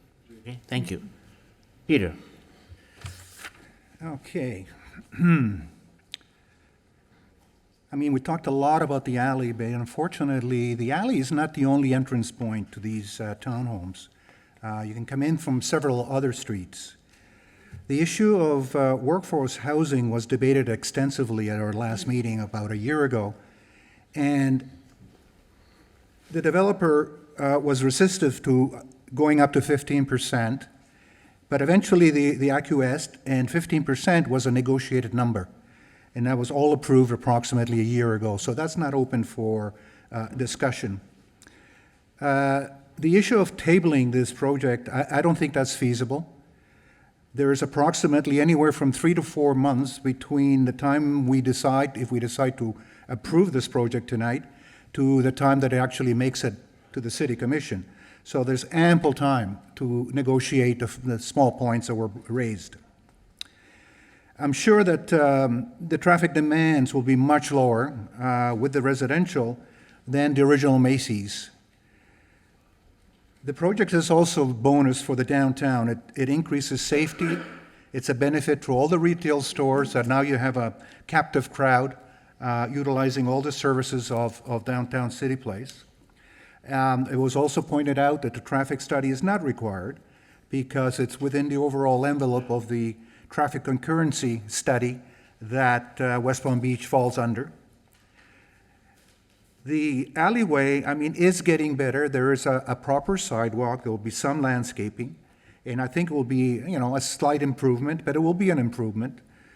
And I really don't understand the issue of the valet parking, whether the person drives his own car, takes that same entrance, or where a valet goes through the same entrance. It's the same car. What's the problem here? That's all I have to say. Thank you. Andre? Yeah, I pretty much want to say the same thing as other members here said just now. I think it's a great project. I do sympathize and can certainly understand where residents behind this project on the west side see reason to complain, but I think this is downtown. This is a city that's working within its existing fabric. I think what they're proposing is going to immensely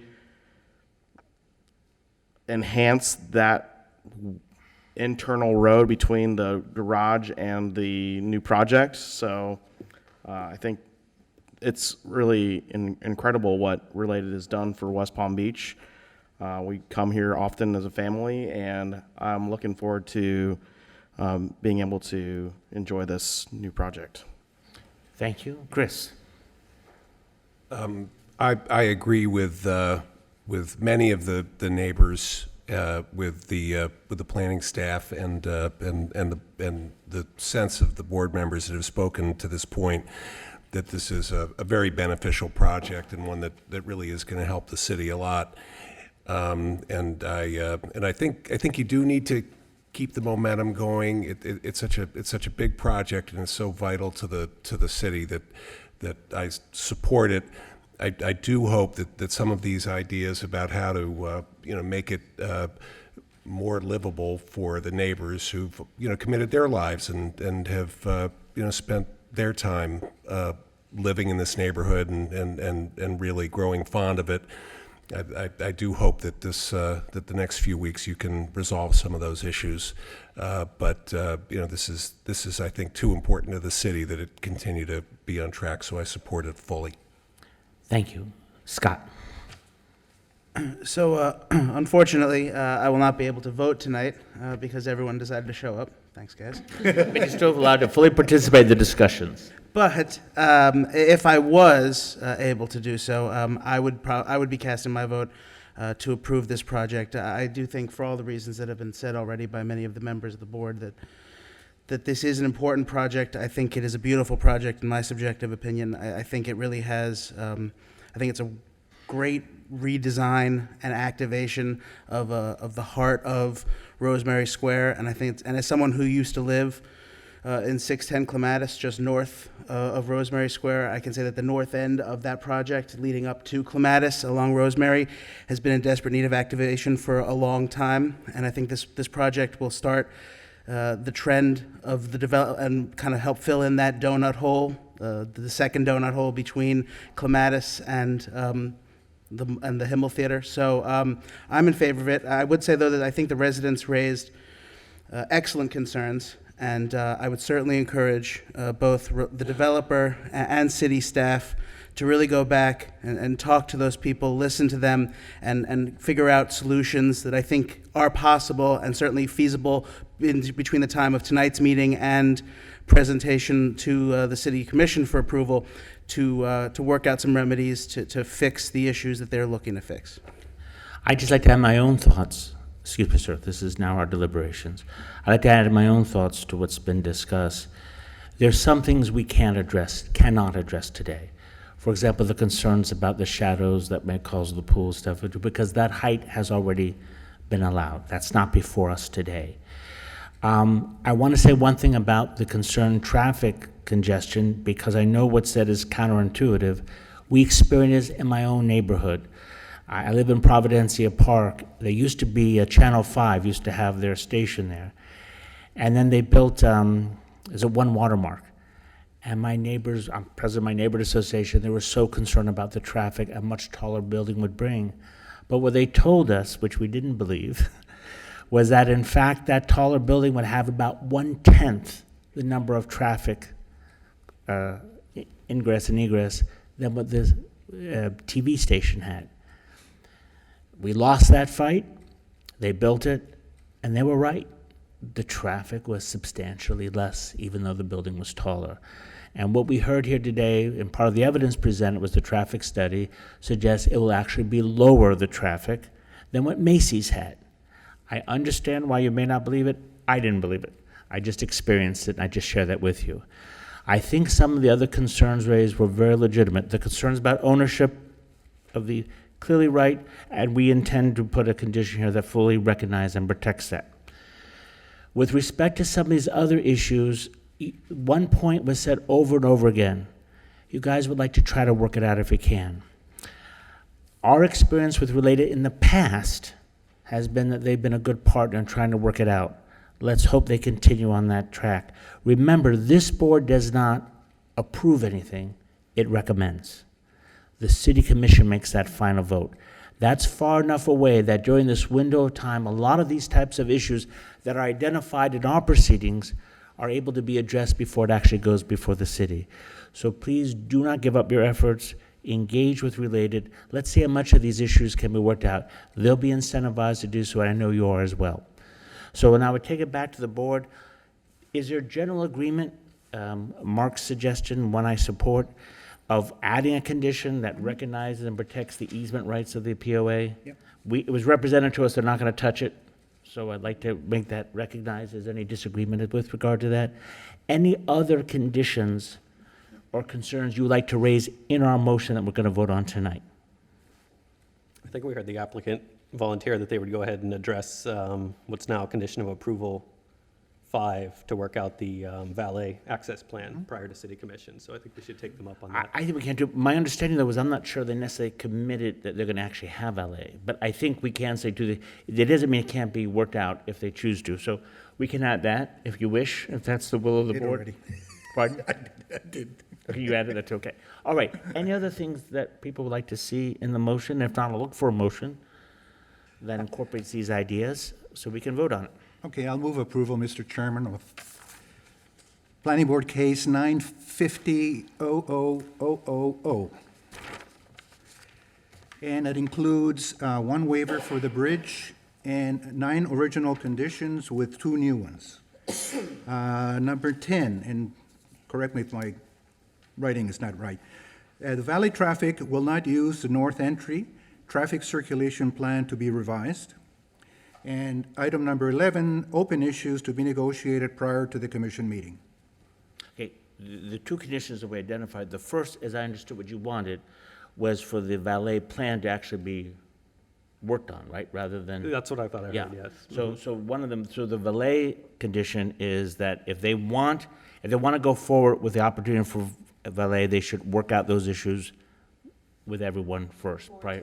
Yeah, but before it goes it's in. part of condition 5. It says a valet plan must be submitted to the city and approved. I think the condition that Todd was suggesting is that be done before it goes before the city commission. The second condition had to do a recognition of the POA's rights. That was something different than what I thought you read. Okay. But anyway, would you accept those two amendments? Yeah, sure. Okay, so to be clear, to restate it, help me with the first condition you said about the valet. I think they're going to go ahead with addressing condition of approval number 5 before City Commission, which is the valet plan. So item 11 then will add prior to, open issues including item 5, right? Okay. Including item 5 to be negotiated prior to the commission meeting, okay? And then the second one is what Mr. Oyer has already acknowledged, Yeah.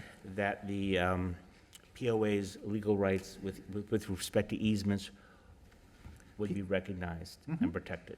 Correct. Doesn't mean you can't work out something, but that's for your future negotiation. Okay, okay. All right. As everyone likes that, then I'm looking for a second for that motion. Second. Motion and second. Is there any further discussion? If not, all those in favor signify by saying aye. Aye. Any opposed? Passes unanimously. Thank you. All right.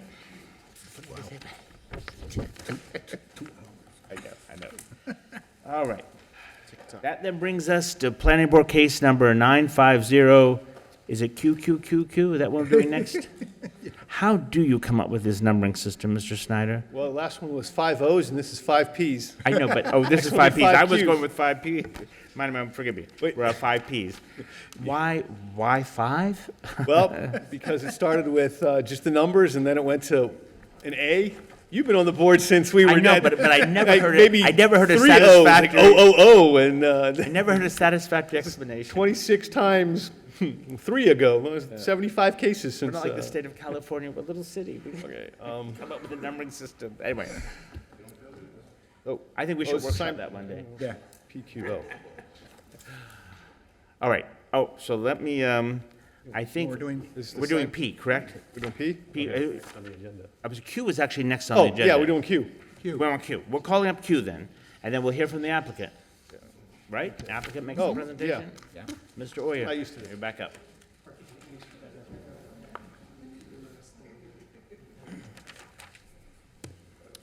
You're using your time efficiently this evening, putting them all in one meeting, huh? you can't charge a separate fee. Good evening again, Mr. Chairman and Planning Board members. Harvey Oyer of Sutton Bowen on behalf of the applicant related.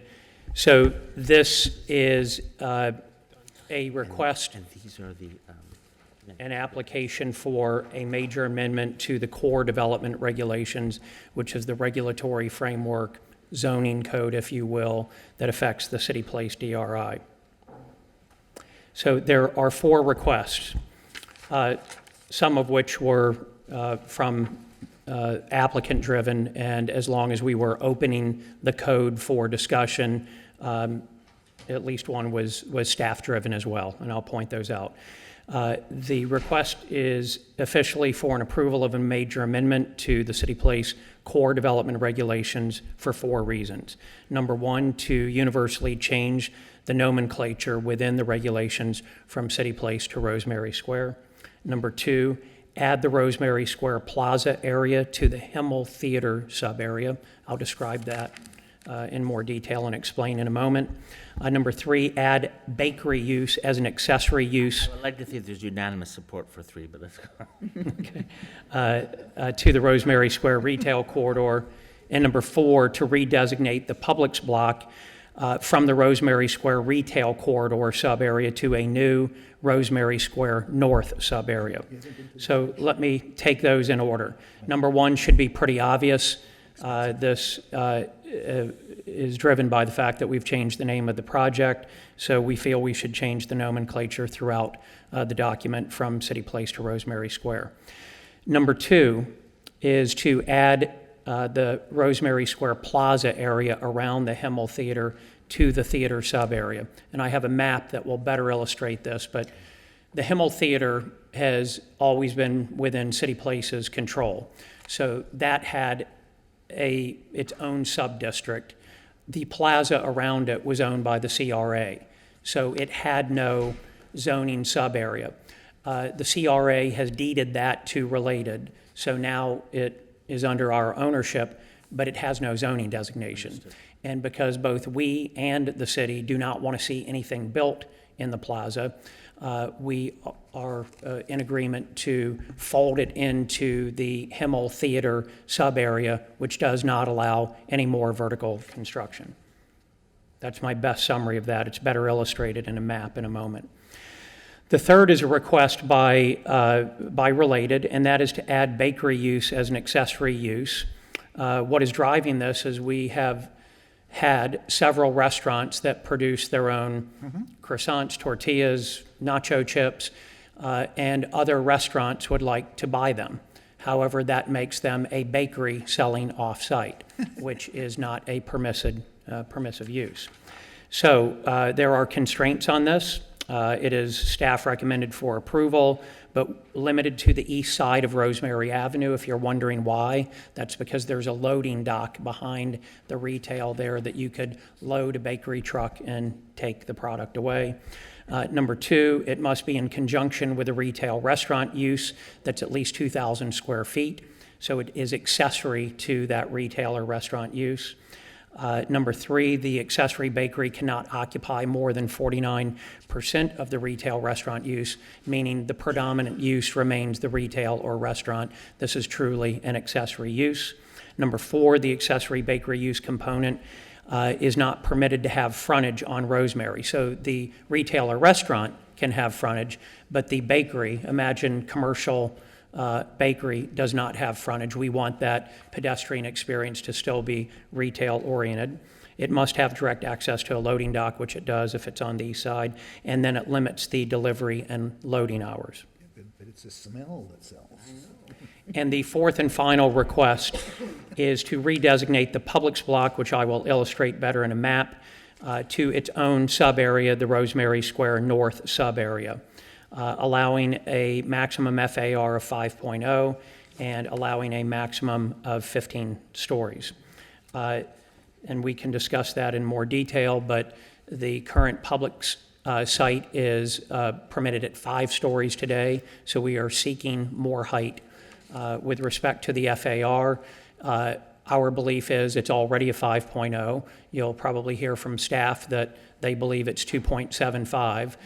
The reality is it's not written anywhere. We believe it's 5.0 because we are permitted to build property line to property line on all 4 sides, 5 stories. That is the definition of a 5.0 FAR. Staff's position, which they can better explain, is yes, that's true, but you would have to park it, and parking would eat into some of that FAR. We agree with that concept. However, it would not eat into half of our FAR or 40%. It would be something much less. In fact, we could find a way, theoretically, to not have it eat into it at all by utilizing capacity in the other City Place garages, building an off-site parking lot, building one across the street, the adjacent property to the north, which we own. So the moral to the story is we're seeking 5.0. You can have an academic debate for a long time whether we already have that or not. I'm not sure it's really material to your decision. So the long list of public benefit and criteria that was imposed upon Related last year when we created a new subdistrict for Macy's is also being imposed on Related here.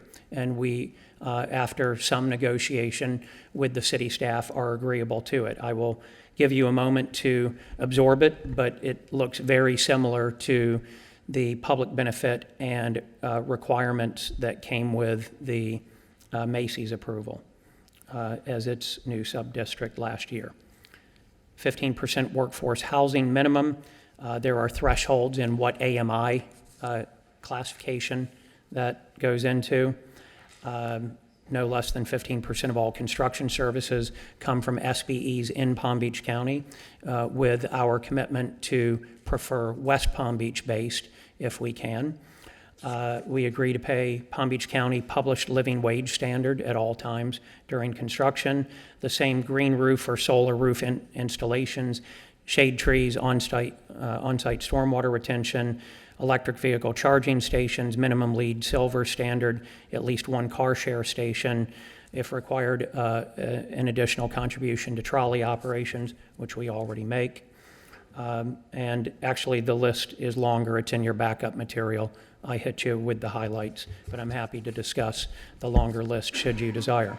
So let's talk about height, because I think that's probably going to be the only real issue for discussion here. This is meant to illustrate the proposed height in context of the surrounding height. So immediately to the east across Rosemary is the 360 Rosemary office tower that's under construction as we speak. That's at 18 stories, 3 stories higher than what we're requesting tonight. It could have gone to 25 stories, which we did not. We left a lot of height on the table there because we thought it was the appropriate scale of project. But our neighbor immediately adjacent to the north is the Skyline project, which is all 25 stories. There is a project coming in behind that, presumably in the relatively near future, that will also be up to 25 stories, and they have the right to do so. To our south, of course, is the matter that you just heard, 21 stories. Also in City Place is the City Place office tower at the south end at 18, the City Place residential tower facing Okeechobee at 12, the Metropolitan to the west of this at 10, the by right zoning on the north half of this same block on between the alley and Avernia, which is 10 stories. So, and you can see the green shading where the QBD 25, 8-25 is located. That's, you know, the Ballet Village area, which presumably someday redevelops. And then across Quadrille, you have up to 30-story possibility there. So there's a lot of height in this area, and that is what's driving this. We do not have a particular project. I suspect you're going to ask me that question. We don't have a project, but what we do know is it would be a vast underutilization of this block to leave it at the 5 stories. We also have worked and continue to work with Publix to create a larger Publix there. That is about a half-size Publix. We know, and we know the neighbors because, again, we've met with all of them about this. And the number one issue we heard was we're willing to endure some additional height. We're willing to endure a construction period. What we really want is a full-size Publix. And please try not to close the one that's there now while you build the new one, which is what we're endeavoring to do. As you know, that's not always easy to negotiate these deals, but that is what we're attempting to do in the background. Don't know if we'll get there. Don't know if we'll have a project, but what we do know is we don't want to leave this at 5 stories when everyone around us is going higher than 5 stories. There wouldn't be much public benefit to that. So I'll give you a moment to absorb that, but that is in your backup material, and I think it illustrates the context within which our request is made. Now, this is the more helpful map that I discussed before. On the left is the current regulating plan. On the right is the one we are proposing. The Publix block is the east-west one at the north end that's presently blue. We propose to make that its own sub-area, its own sub-district with its own regulating plan because it is different than the rest of the Rosemary corridor. And for that reason, it should have a different set of regulations apply to it. Oh, let me back up. I can also better explain the Himmel Theater and the plaza here. If you see in the purple, the Himmel Theater is in a sub-area called the Himmel Theater sub-area. The white plaza around it is in no man's land. It has no zoning district because it was owned by the CRA. Now that it's owned by us, we and the city agreed that it should have some zoning area designation. It would be folded into the purple, and the purple allows only the old Methodist church building, now known as the Himmel Theater, to remain. No other construction other than trellises and fountains and so forth. The standards that apply for a major amendment are found in Section 94-32A of the City Code. These are the standards that you have jurisdiction to make findings on tonight. We meet all of them. Again, I'm happy to go through them in detail, but staff agrees with us, and I can come back to any of these should you desire. Our request, again, is recommendation of approval for these 4 amendments to the core regulating plan. Staff recommends approval. There are no conditions of approval. Again, because I imagine this will be part of the public discussion, we met with all 4 Rosemary Square residential POAs. We offered to meet with the Metropolitan. They did not see a reason to meet with them. We have letters of support, which I've submitted for the record, and we enjoy the support of the DDA board and the Chamber of Commerce on both of these projects as well. Thank you for your time and attention. Any question of the applicant? Mark, let's start with you. Any questions of the applicant while we have them up? Harvey, just to be clear, can you build an ALF now as a matter of right as a use? No. ALF is not, that's a good question. So in most of the downtown in the DMP, you can build virtually any use. It's a long list of permitted uses. When the DRI was envisioned, they came up with particular uses, Convention Center, Kravis Center, but ALFs, I don't know if that term even existed 25 years ago. No, it's not specifically enumerated. The only way we could have one is if it's specifically enumerated. Okay. Questions? Todd? Yeah, just one question. I saw the affordable housing breakdown or the workforce housing breakdown in the staff report, but I can't remember. Is that identical to what was approved for the former Macy's site, or did you work with staff and tweak that? It is the same 15% with the following tweak. When we introduced the idea of ALF, the city requested that the ALF component, should it ever be included, also have a 15% workforce housing requirement, which is a little perverse because people in an old folks' home aren't part of your workforce. So it's not really accomplishing any of the city's stated workforce policy goals. So that didn't seem to make sense. But I think what the city, and they can speak for themselves, were trying to get out of us is if we did put an ALF there, we're getting more height than we would be permitted today. So there's a public give, so they would like something in return. So we agreed to provide a minimum of 25 workforce housing units, even if we build ALF, if that makes sense, even though people in assisted living are not generally part of the workforce. Oh, yep, good point. So while the percentage is the same, the AMI levels are at lower thresholds. That's what I was asking. Yes. So that's actually slightly, it's 15%, but the allocation within that is Right, slightly different. is in lower, let me back up and explain the workforce housing categories in the city code are in 4 different tiers.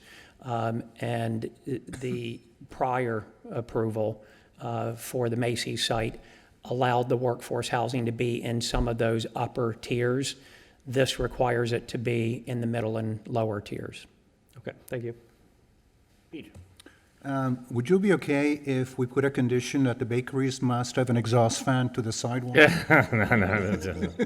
Yes. Okay. We'll accept that I do have a condition. question about the big, I'll wait for staff though on this one. Go ahead, Eric will Andre. disagree. Any serious questions, Andre? I have no questions, Okay. no comments. Chris? I was a little confused by something you said a few moments ago versus this slide. Staff recommends this, so this appears that what you're requesting, the staff completely approves, but didn't you mention an issue a couple of slides ago where it sounded like perhaps you were asking for something that the staff wasn't supportive of? No, so let me try to clarify that because I might have confused the situation by giving you backstory that you probably didn't want to hear. So we and staff are in agreement on an FAR of 5.0. Our justification would be we already have an FAR of 5.0. Staff takes a different position that no, in fact, you presently have less than 5.0. It's a bit of an academic debate. It doesn't matter what we presently have. What we're requesting and asking you to vote on is 5.0, and staff is recommending approval on that. Sorry to have confused you. Scott, any questions? I'm just, I guess I'm just a little curious about what the thinking, why the possibility of an ALF is even coming into play here. I'm just kind of curious as to why that is part of this, like why you're seeking to have that included as part of this. Sure, good question.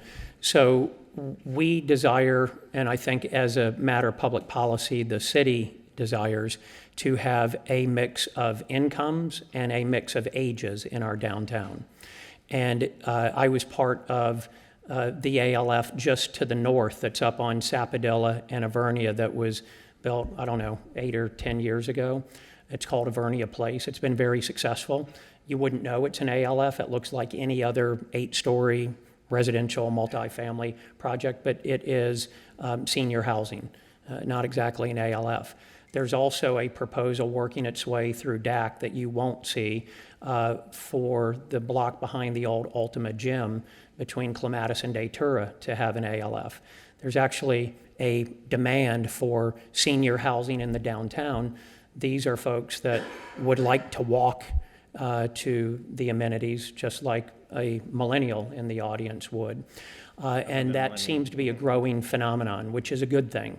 There's also a lot of people who live in the downtown, people like me, who may have aging family members that you would like to be close to, and you don't want to drive to them, and they don't or cannot drive to you. So my prediction is you're going to see more senior type of housing.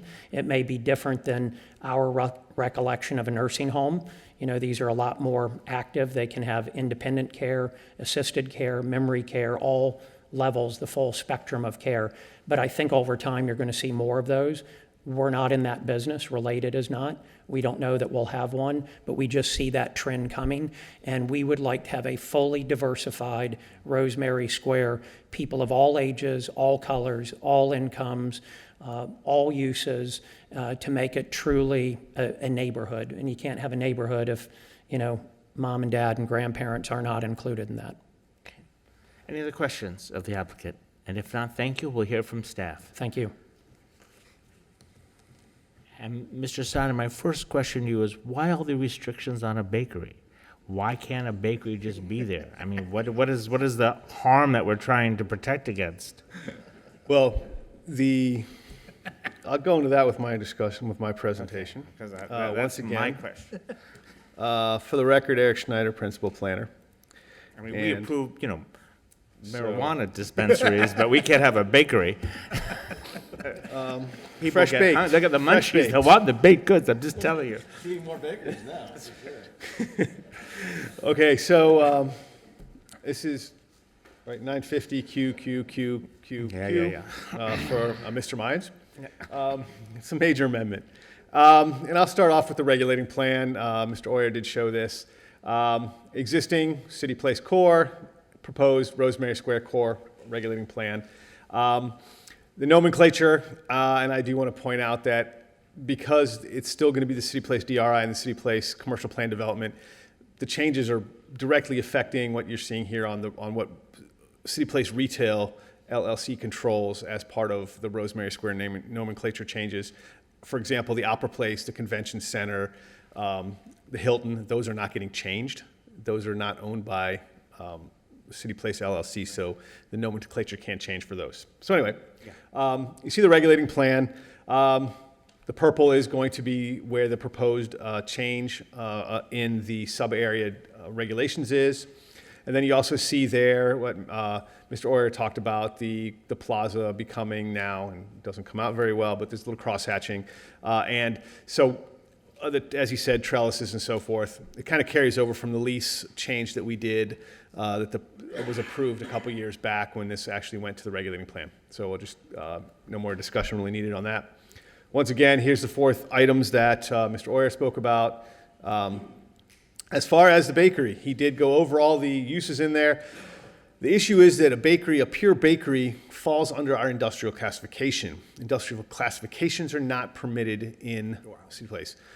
We do have a retail bakery, but it's when they want to start shipping the items off-site that transfers it away from being just a retail, you bake on site and you sell. So that is also picked up in this.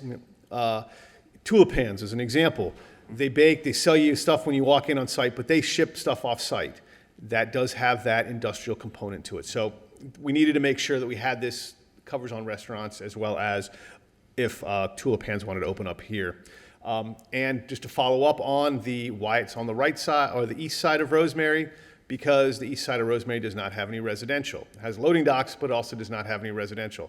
The issues that you heard about, if somebody wanted to come in and put it where the old Revolution site would be, that would add that trips. That's why it's not on the west side of Rosemary. So just to follow up on that. So the big one here, no pun intended, Rosemary Square North sub-area. It is the existing public site in the parking lot, the service parking.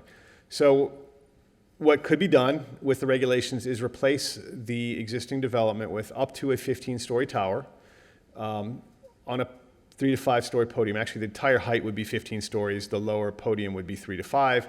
The 3-story portion would be across from the residential townhouses. The 5-story across from the commercial, which is where the Revolutions used to be and is now going to go office, which was approved by the city commission when the Macy's project redevelopment project went through. There's no specific project submitted. Want to point that out. Applicant did as well. So anyway, any new building, just what the Macy's project redevelopment that you heard in the last hearing, it does require a level 3 site plan, which would come here as a public hearing for a recommendation to the city commission for approval. While this is 15 stories, one of the concerns staff had was compatibility, specifically with the townhouses to the south, but also to, as Mr. Orr pointed out, you can go to the 10-story buildings with TDRs around it. So we looked at that from a staff perspective and said what would be appropriate. So there's some stepped setbacks. So the mass of the building will not overpower Rosemary or Sapodilla or the townhouses on Fern Street. And the projector doesn't seem to go all the way down. So it is down there, it says adding the ACLF as a permitted use. And I do want to point out that an ACLF unit is a residential unit, so it would meet with the residential caps that are within the city place development. It would be reviewed to make sure that it doesn't exceed those. Well, no residential caps, but the impact of residential. But you have, as Mr. Orr said, this could be the independent living as ACLF would be a straight residential. It would not be an ACLF if it was independent living. It's when you have care that it becomes an adult congregate living facility. And that'll be important when we talk about the workforce allowances. So we have some building setbacks, and I'll just put them up here. The first one, you'll have a podium that's going to go 44 feet maximum height across from the residential, 60 feet across from the commercial, both on Rosemary and on Fern. So that will make the base of the building, it will be set back. And as you can see, as the tower goes up, the next up to 10 stories, from 5 to 10 stories, a building would be set back additional for that additional piece. The base would still be there, the podium would still be where it is. The next portion, the next 5 stories would go and set back further from further from Rosemary and further from the townhouses and Fern Street. Then to go the additional 5 stories, that would be the remainder of the tower above 10 stories, would get an additional setback from both Sapodilla and the townhouses, and would stay the same along Rosemary. So you see that this would be a tiered effect, like a little wedding cake there, to reduce the impact of the additional height on both or all 3 of the roadway frontages. And then it would be 5 feet from the alley. In the event that the alley was abandoned, then it would be able to be developed with the properties to the north, which are in the other zoning district, and you wouldn't have to have a setback, only on the alley side. So in order to make sure that there's not a wall along Fern, that it would create active uses, pedestrian-friendly environment, there are active use and glazing requirements on all the frontages, Rosemary, Fern, and Sapodilla, that match up with what we find in the downtown to the north, the Quadro Business District. So those have been replicated, and those are all written in your requirements. It's similar to what is found in the project you just saw with the Macy's, if you focused on the ground floor of that, and similar to what's on the Old Revolutions building and the glazing that they're putting in now that they're redeveloping. This is just a little modified version of what Mr. Oyer showed, the surrounding building heights. Here you have the building heights. The 3-story townhouses are the lowest one in the area with the existing Revolutions building, which is at 3 stories.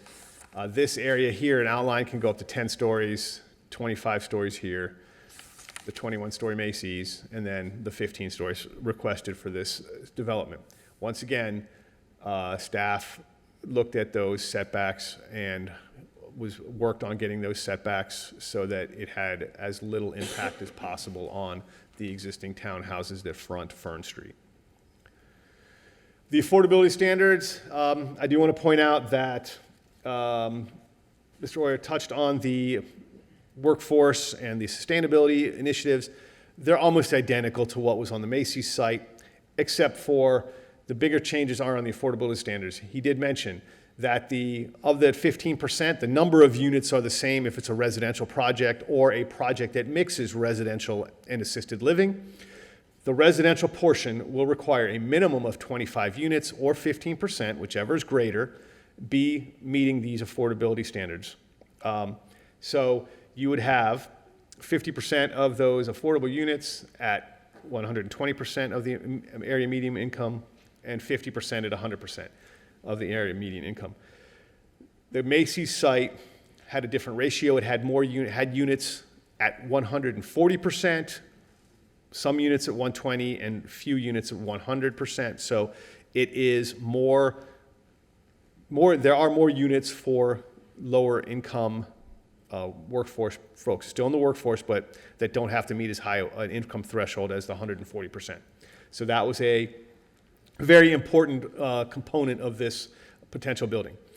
In the event that all the units go to an ACLF, then instead of providing a number of units that are, or of basically rent-controlled ACLF units, the applicant and our housing and community development folks worked out an agreement that there would be a buyout equal to 25 workforce units in a project that was 100% ALF. Instead of providing income-restricted ALF units, the city would take the money and then could use that to build age-controlled market or other affordable workforce units.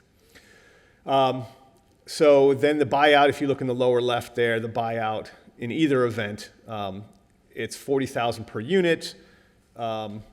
If it's done at building permit, $45,000 per unit. If it's done half at building permit and half at CO, and $50,000 if it's CO. So yes, if you look at that first column, there's a buyout event. They can buy out and do the entire project at market rate, or they can provide it on site of that 15%. So, but there are some other things, I didn't put them up on the slide, that are in the background regulations.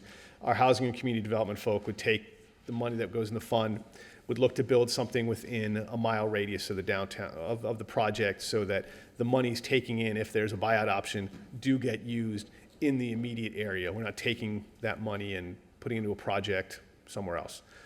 So that was worked out with the applicant and our housing and community development director. And it meets the housing standards in the comprehensive plan for what we're looking for affordable housing. So that being said, I don't have anything else to add to what the applicant said, but I am available for questions. We are recommending approval, and it meets all 8 amendment standards. So I'm open for questions. Okay, thank you. Let's start on this side. Scott, any questions? No. Chris? Yeah, I guess I have 1 or 2 things to say. It seems like, so there's 2 things that have occurred to me while you were talking. One of them is how gratifying it is that there's so much interest in developing, in this area, and that this really does seem to be like a historical time in West Palm Beach's evolution. There's so many people who want to build, big, substantial buildings here. Is it your view as staff that you've gotten everything you can get out of this project? So where you're encouraging development to come to the city, which is so important, but just making sure that you've provided for the community, because I think we saw at the beginning of the night that these decisions we make then sort of carry through time through the development process. Do you feel a lot of confidence that you're on behalf of the city, that you've gotten the things that the city needs, for this proposal? Well, obviously, the developer has, in order to build a building, has to have their pro forma to make it work. I don't know if we've squeezed every drop of possibility. I can't answer that. You can ask the developer that question, if they like what we have here or don't. If they don't like it, then you can say that we probably squeezed everything from them, if you want to put it in that terminology.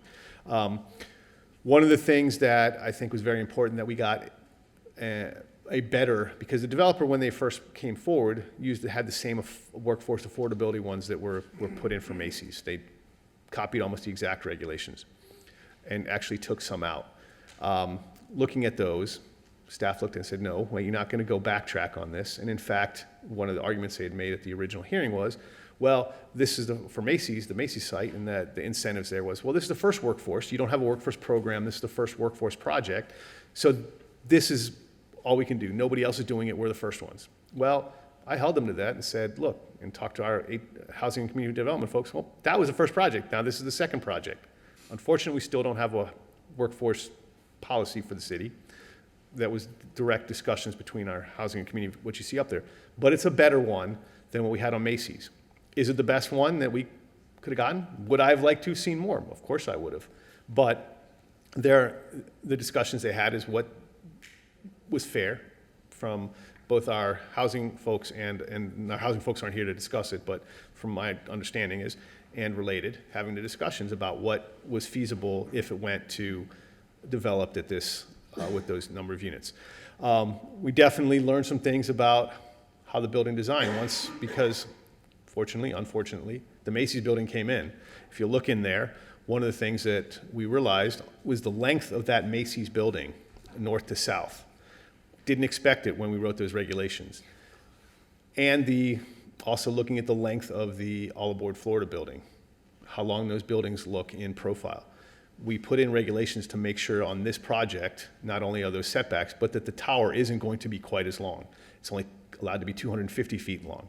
Now, maybe that's too long, maybe it's not, maybe it's too long, maybe it's not, but will fit better on that site. And while I showed you that little wedding tier that I built up with the setbacks, that's not necessarily how far out it can be built. That's longer than 250 feet in length, given the block length. That's just if they were able to max out the setbacks. So we've taken some of the things we've learned with other projects, tried to improve them, looked at what the project actually is, and to see how we could get those incentives. And we've done this with other projects before you were on the board. Other programs we had that mentioned, Mr. Green mentioned the programs for when we wanted to get offices in the downtown or when we wanted to get a hotel. We've gone through a lot of these same menu of items for those projects and looked at what works and what should be and what our goals are. And so I think the answer is, did we get everything that we possibly could? Maybe not. Did we get a good project or a good list of items to make a project that is going to improve the city? Maybe not. We'll look at how the building actually looks when it comes out, but the general framework of what we have, I think, is going to help if the building gets built under those requirements. Thank you for your very thoughtful response, and I just can't help but ask the second part, which is, since we just talked about the effect that a tall building had on its neighbors, and now we've got a little more running room before the tall building actually shows up, do you feel that you're providing for the neighbors in a way that's going to protect them? Well, looking at the way that this building is on the north side of the townhouses, and that's where the focus really was, because Related owns the block, half block to the north, or most of it, and they can get up to 10 stories with some transfer development rights. So the 10 to 15 stories, the impact of building those two buildings is going to be similar.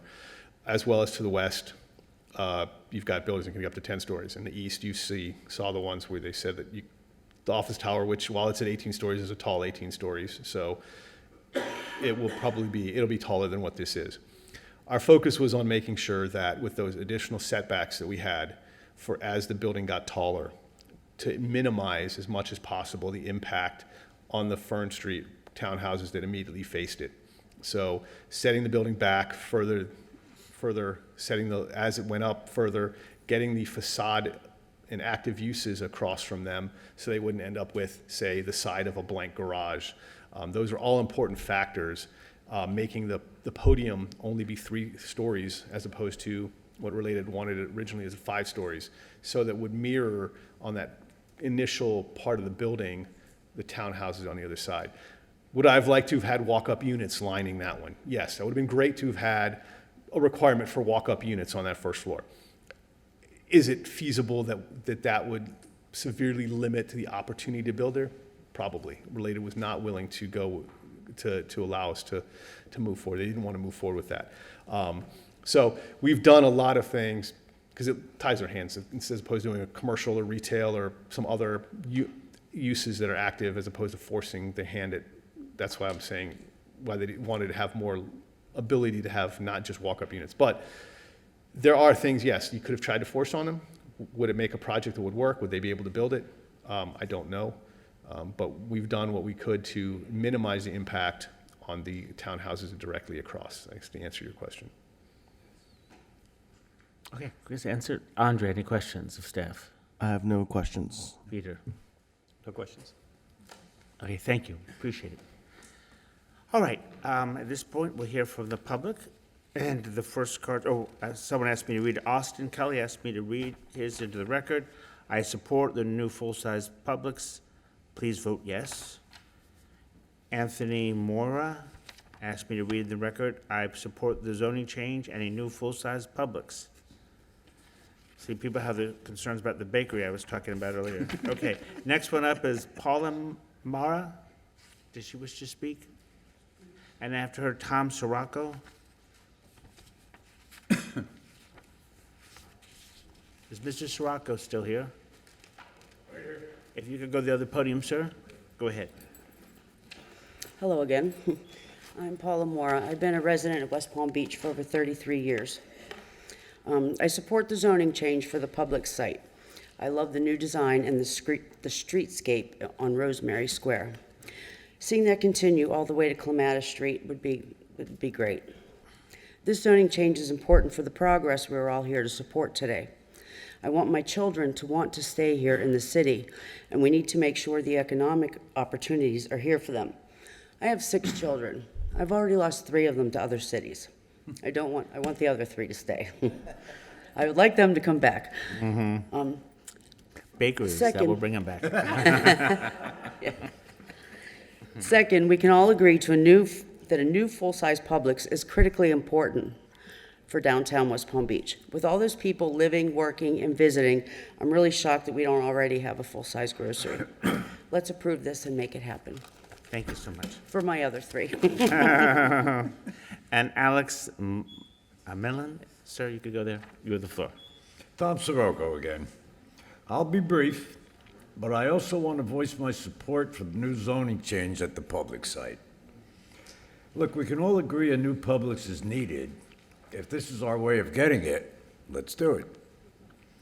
There are so many benefits I see here. Making the final connection between Rosemary Square and Clematis Street. More world-class architecture for our downtown. We know more people in our downtown living, working, and playing will bring an economic and social boom to our city. I like that it's a LEED building, so it's environmentally friendly. Let's keep a good thing going.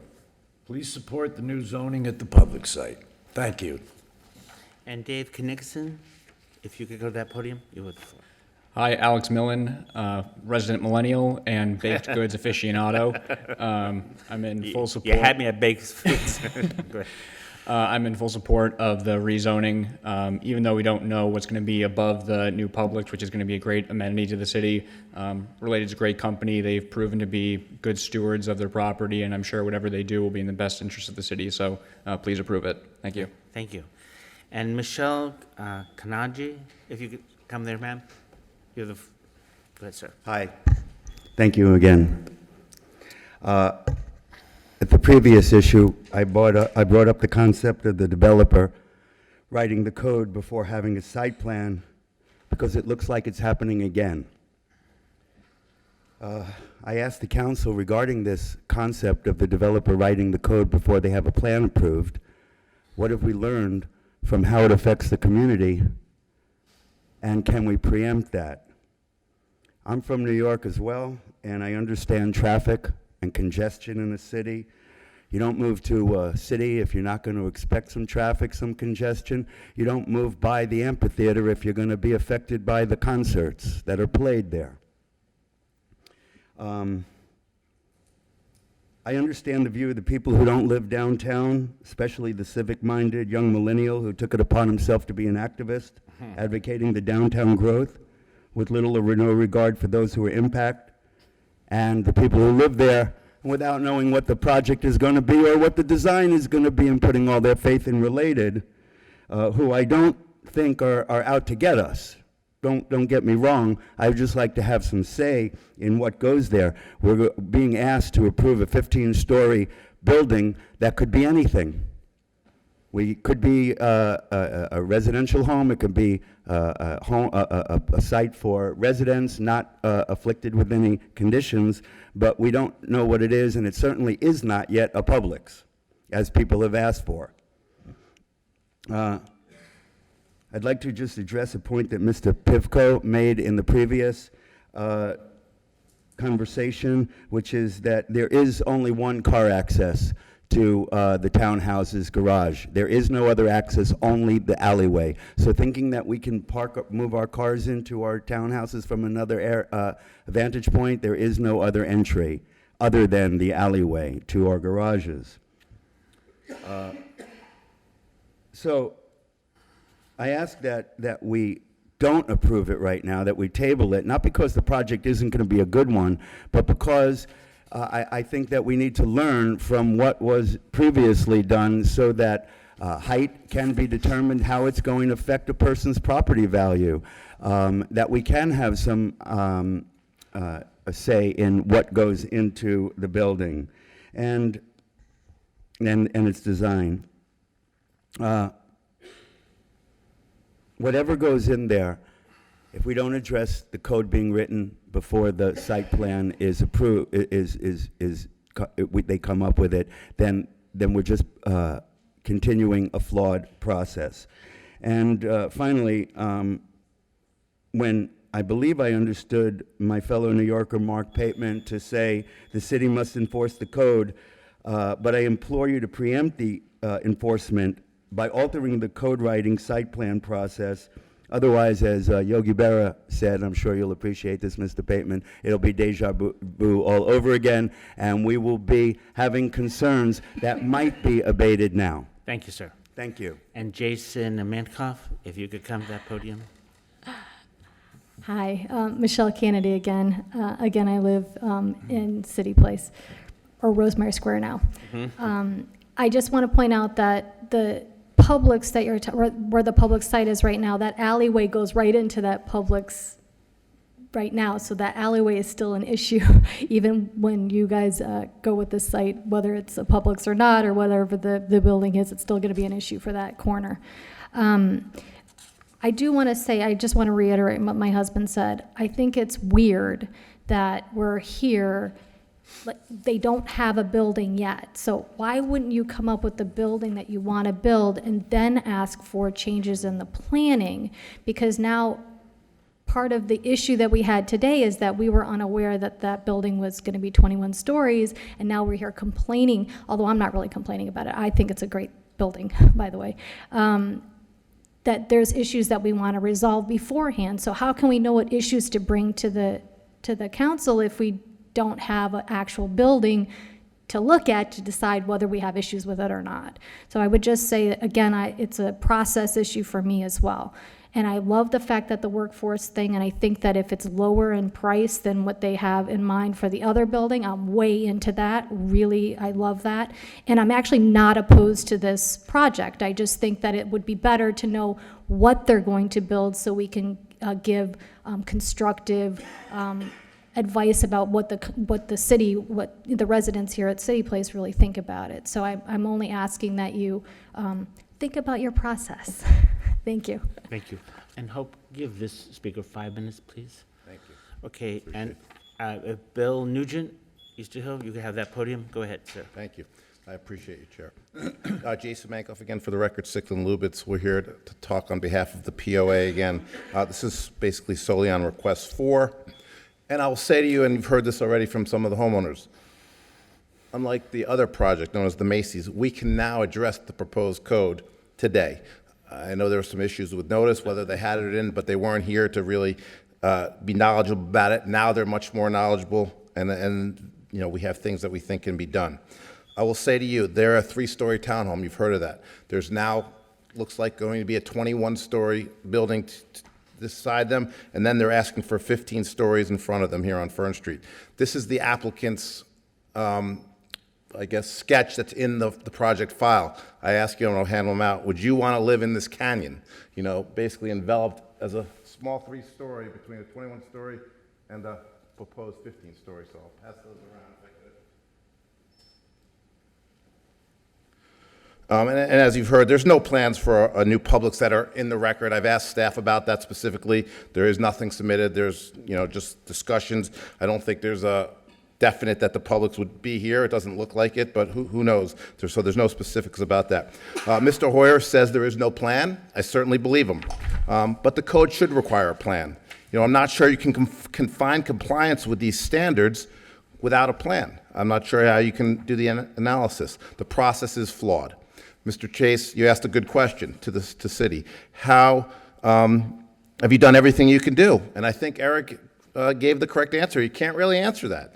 How can you answer it without a plan? Now, they did say the cake effect is one thing that they learned. And that's great, and we certainly think that the cake effect is good, but why wait? The cake effect came from the issues that they saw with the plan when the Macy's came in.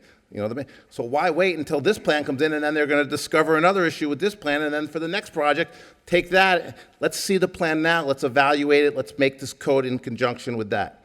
What are the requirements that this board must consider? Whether the proposed amendment is in conformance with all applicable portions of the city code. Well, it's not, so they're rewriting the code to make it. So it's a very circular type of thing. It's very hard to kind of discuss that. Whether the extent to which the proposed amendment is inconsistent with existing and proposed land uses. Well, how can a 21-story and a 15-story building be consistent with the existing 3-story townhomes? I just showed you the project of that. Whether an extent to what the proposed amendment would adversely affect property values in the area.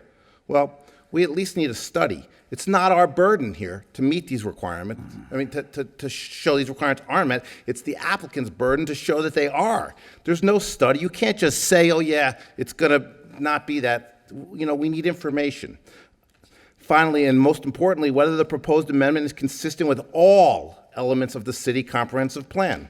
So I read you from the comp plan from the downtown master plan element, which the Macy's project and the Publix are calling that, are in the City Place District, which calls for a low-scale development. I'm going to read it. It's the City Place District. It's in your comp plan. The City Place District is a primary low-scale mixed use with low-scale residential west of Rosemary. The low-scale residential provides an alternate housing type not available elsewhere in the downtown. That's 3 times in one sentence, low scale. The Quadrile Business District, which is nearby, that's where the greatest potential density of development and tallest building heights in the downtown are supposed to be. So additionally, this Publix property is in the highest elevation in the city and perhaps the county. You know that hill. So the measurement's going to be starting much higher. This is going to be a really high building. So even if it was 15 stories, it might still look like 18 stories. We have issues that really need to be addressed.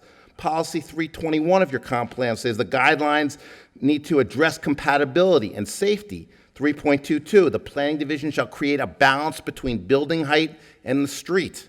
These are things that need to be done. Policy 1.1.1 of your future land use element, compatibility with adjacent land uses is imperative. The safe use of vehicles and vehicle parking needs. We can't evaluate that without a plan. Policy 1.31, the city shall continue to enforce its zoning and land development regulations which prohibit uses which are deemed inconsistent with the provisions outlined in this element. Well, what's in this element? This is my last point. Policy 1.721D, the development regulations shall promote well-integrated land use combinations, balances intensity and density, promote the safe interconnectivity of vehicular access. So we're not debating whether a traffic study is required in either of these projects. That's not the issue. The issue is safety. You still might not need a traffic and meet things, but you still have to have safe projects. How can you see if this is going to be a safe project without a plan? The land use compatibility must complement and support adjacent existing land uses through the effective use of density, massing, building setbacks, height standards, and other design elements that increase compatibility between proposed and existing development. Compatibility of adjacent uses by incorporating landscape buffers. We can't look at that. There's no plan. And finally, all land uses, including institutional and utility uses, must be designed to be compatible with adjacent properties. It's in here 4 or 5 times. So is the low.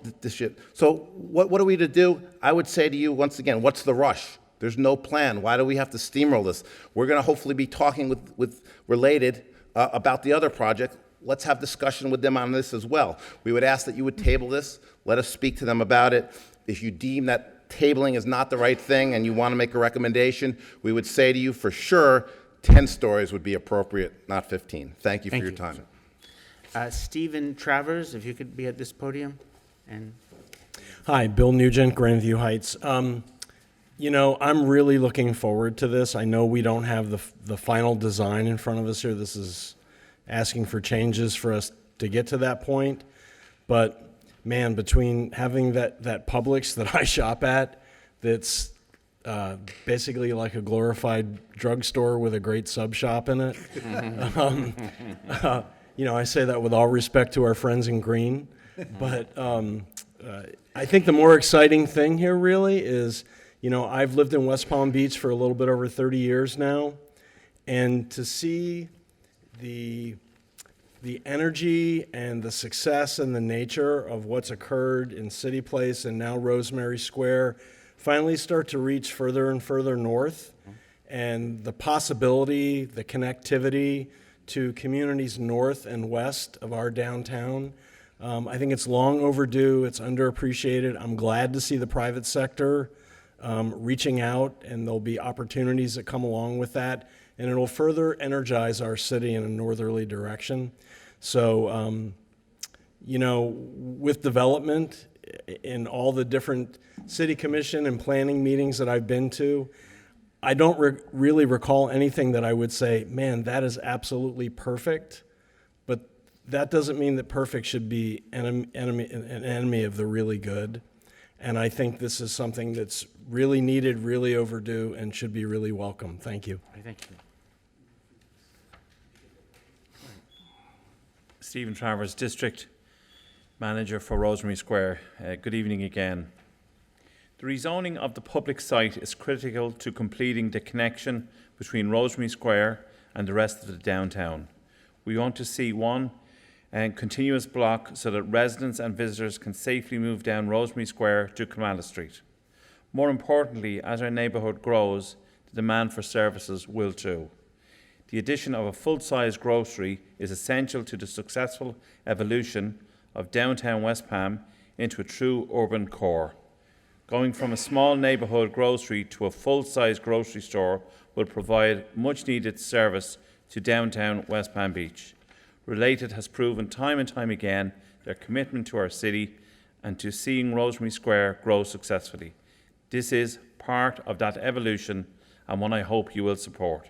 Please vote yes to support the rezoning of the public site. Thank you.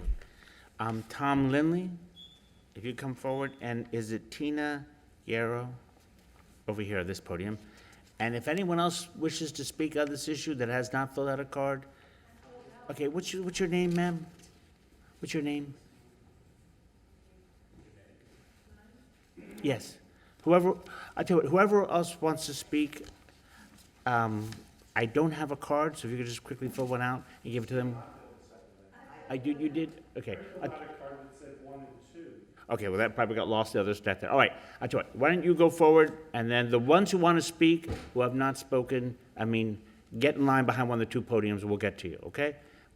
You proceed, sir. Tom Lindley, again, a resident of the townhouse, owner of the town, one of the townhouses. And again, I am not here to speak in opposition to density. I favor density. I favor development. But I want smart development. And right now we are being given a pig in a poke. We're being given a rough guideline and some regulations that do not address a number of the key issues.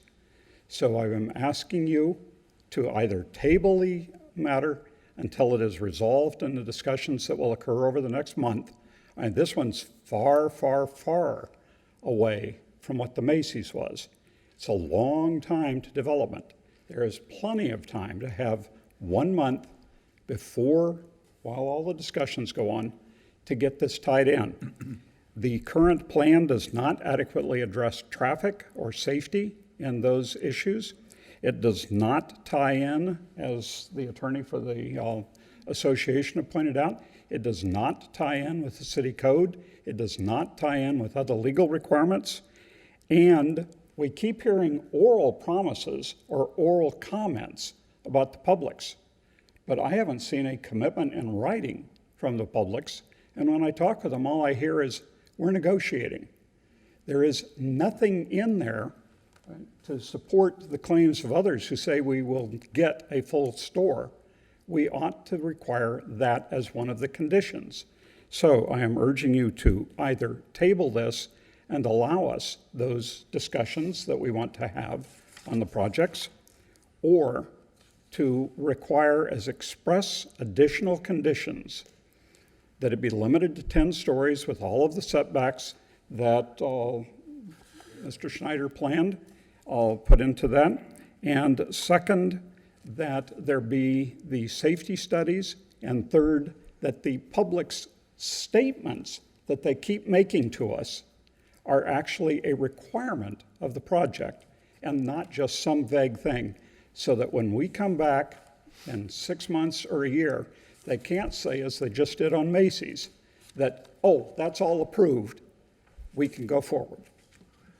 Thank you. Thank you. Tina Guerrero again, 600 block of Fern Street in City Place Townhouses. Again, I'm really supportive of related development. I think the walkability is great. I love the idea of a bakery. Please make it a good one. And you have to keep a grocery store open. So whatever you do, Publix, Trader Joe's, I don't care. Make it a good grocery store as well. Okay with the 15 stories, and I'm glad the city and related have both learned that you do need to have some setbacks.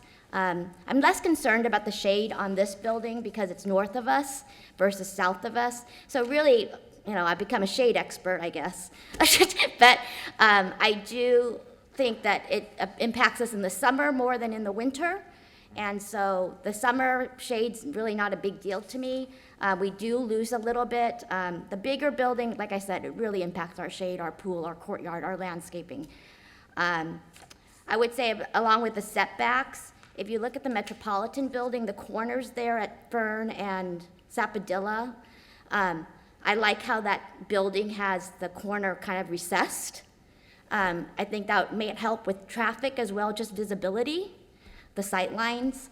I think the whole traffic thing does concern me. I think Fern is going to be terrible. It already is a concern. I mean, when I have 16-year-old kids, I'm teaching them how to drive, and I always say, assume nobody's stopping. Assuming nobody's stopping at the Fern and Alley, Fern and Sappadilla. And so I would maybe encourage you, if you've already done the traffic studies, it's not, you're saying that you don't need them, but maybe look at the accidents and pedestrian traffic there. I know I've seen many, many accidents there, and I've seen many, many people almost run over. And there's a high school right there, and kids are on cell phones, and, I just really worry about that. So please look at that. The parking, I do think the parking in that garage is going to be a problem.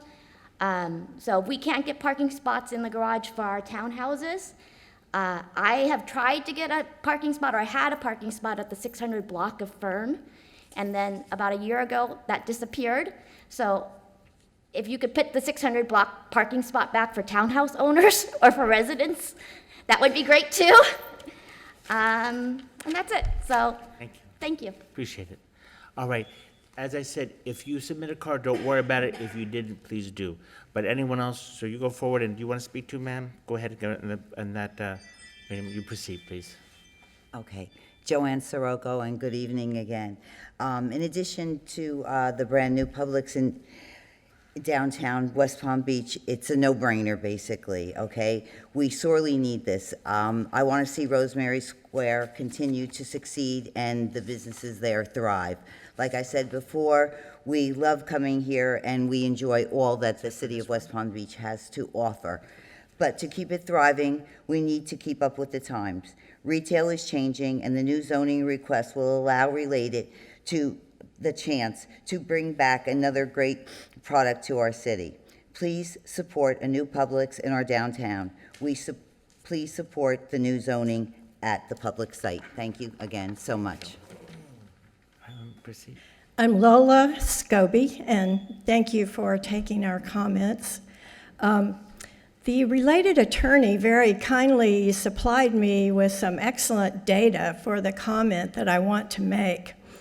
He said to you, this is a building zoned for 5 stories, and we're asking for 15, because there's already the 25-story Skyline building.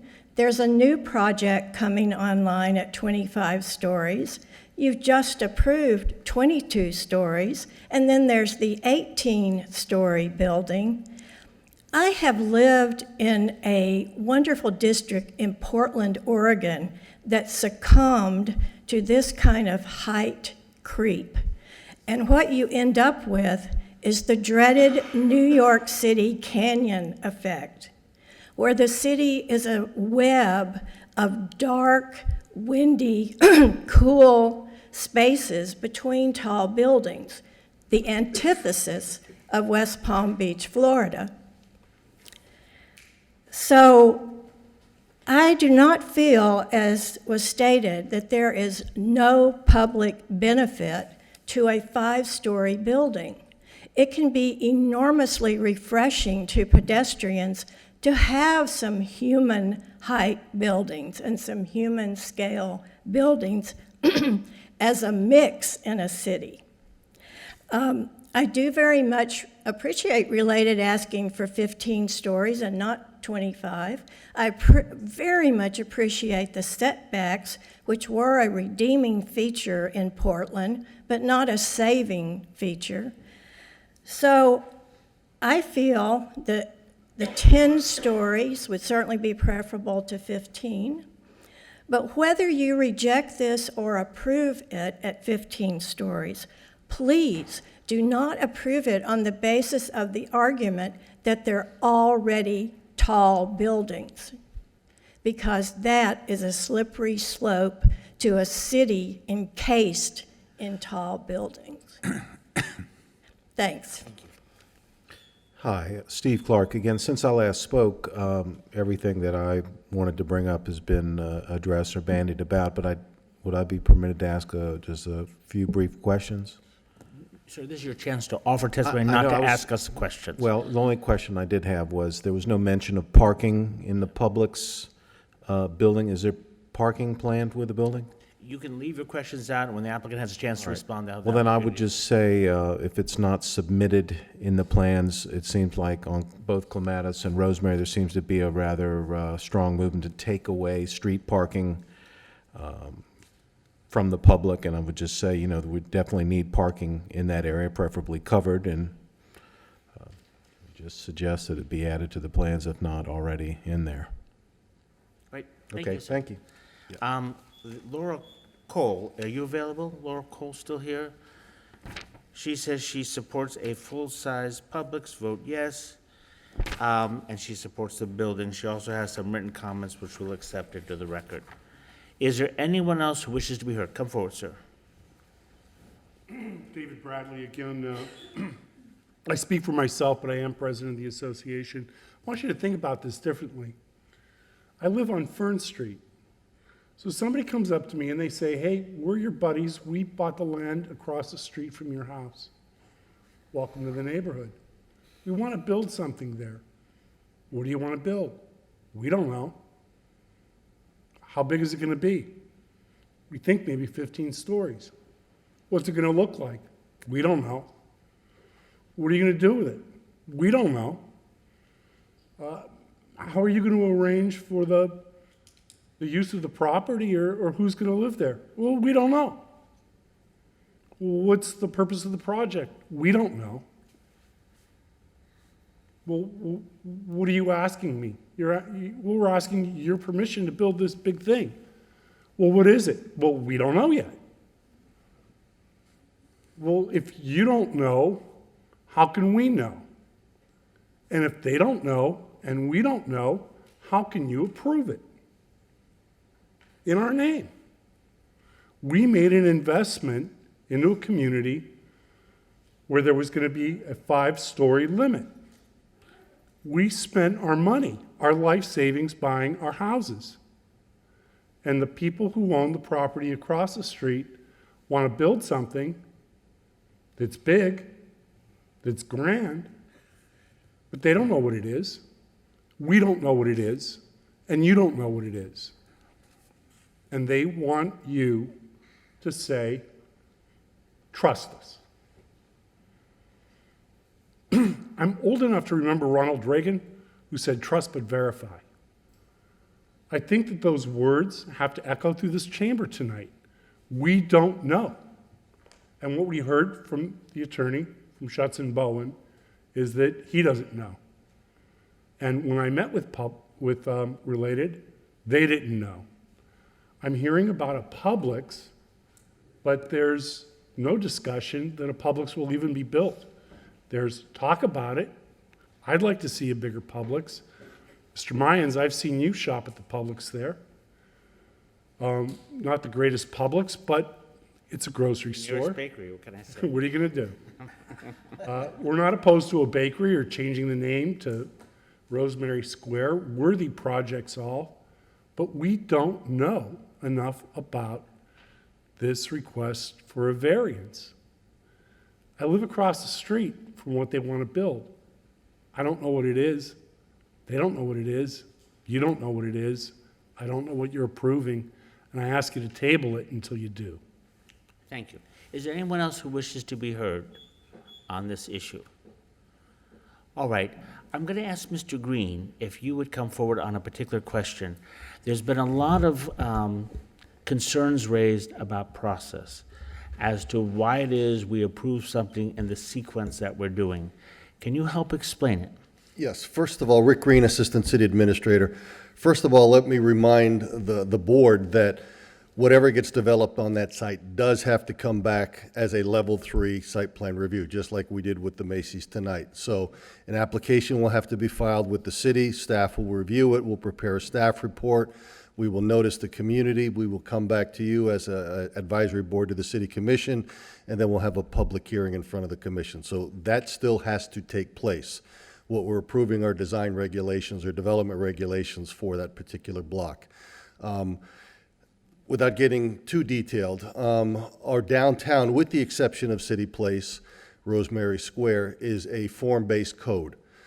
So you don't see the projects that come to the downtown that typically goes to the Downtown Action Committee, but it's a form-based code that prescribes height, it prescribes floor area ratios, it provides setbacks, liner uses. Anna Ponte, who will be presenting later, manages that process. But it sets out a series of regulations, and that's how the entire downtown is governed. So in essence, what is being proposed tonight kind of mirrors what we have in the rest of our downtown through a form-based code. Outside of the downtown or the downtown master plan, the term you hear is Euclidean zoning code.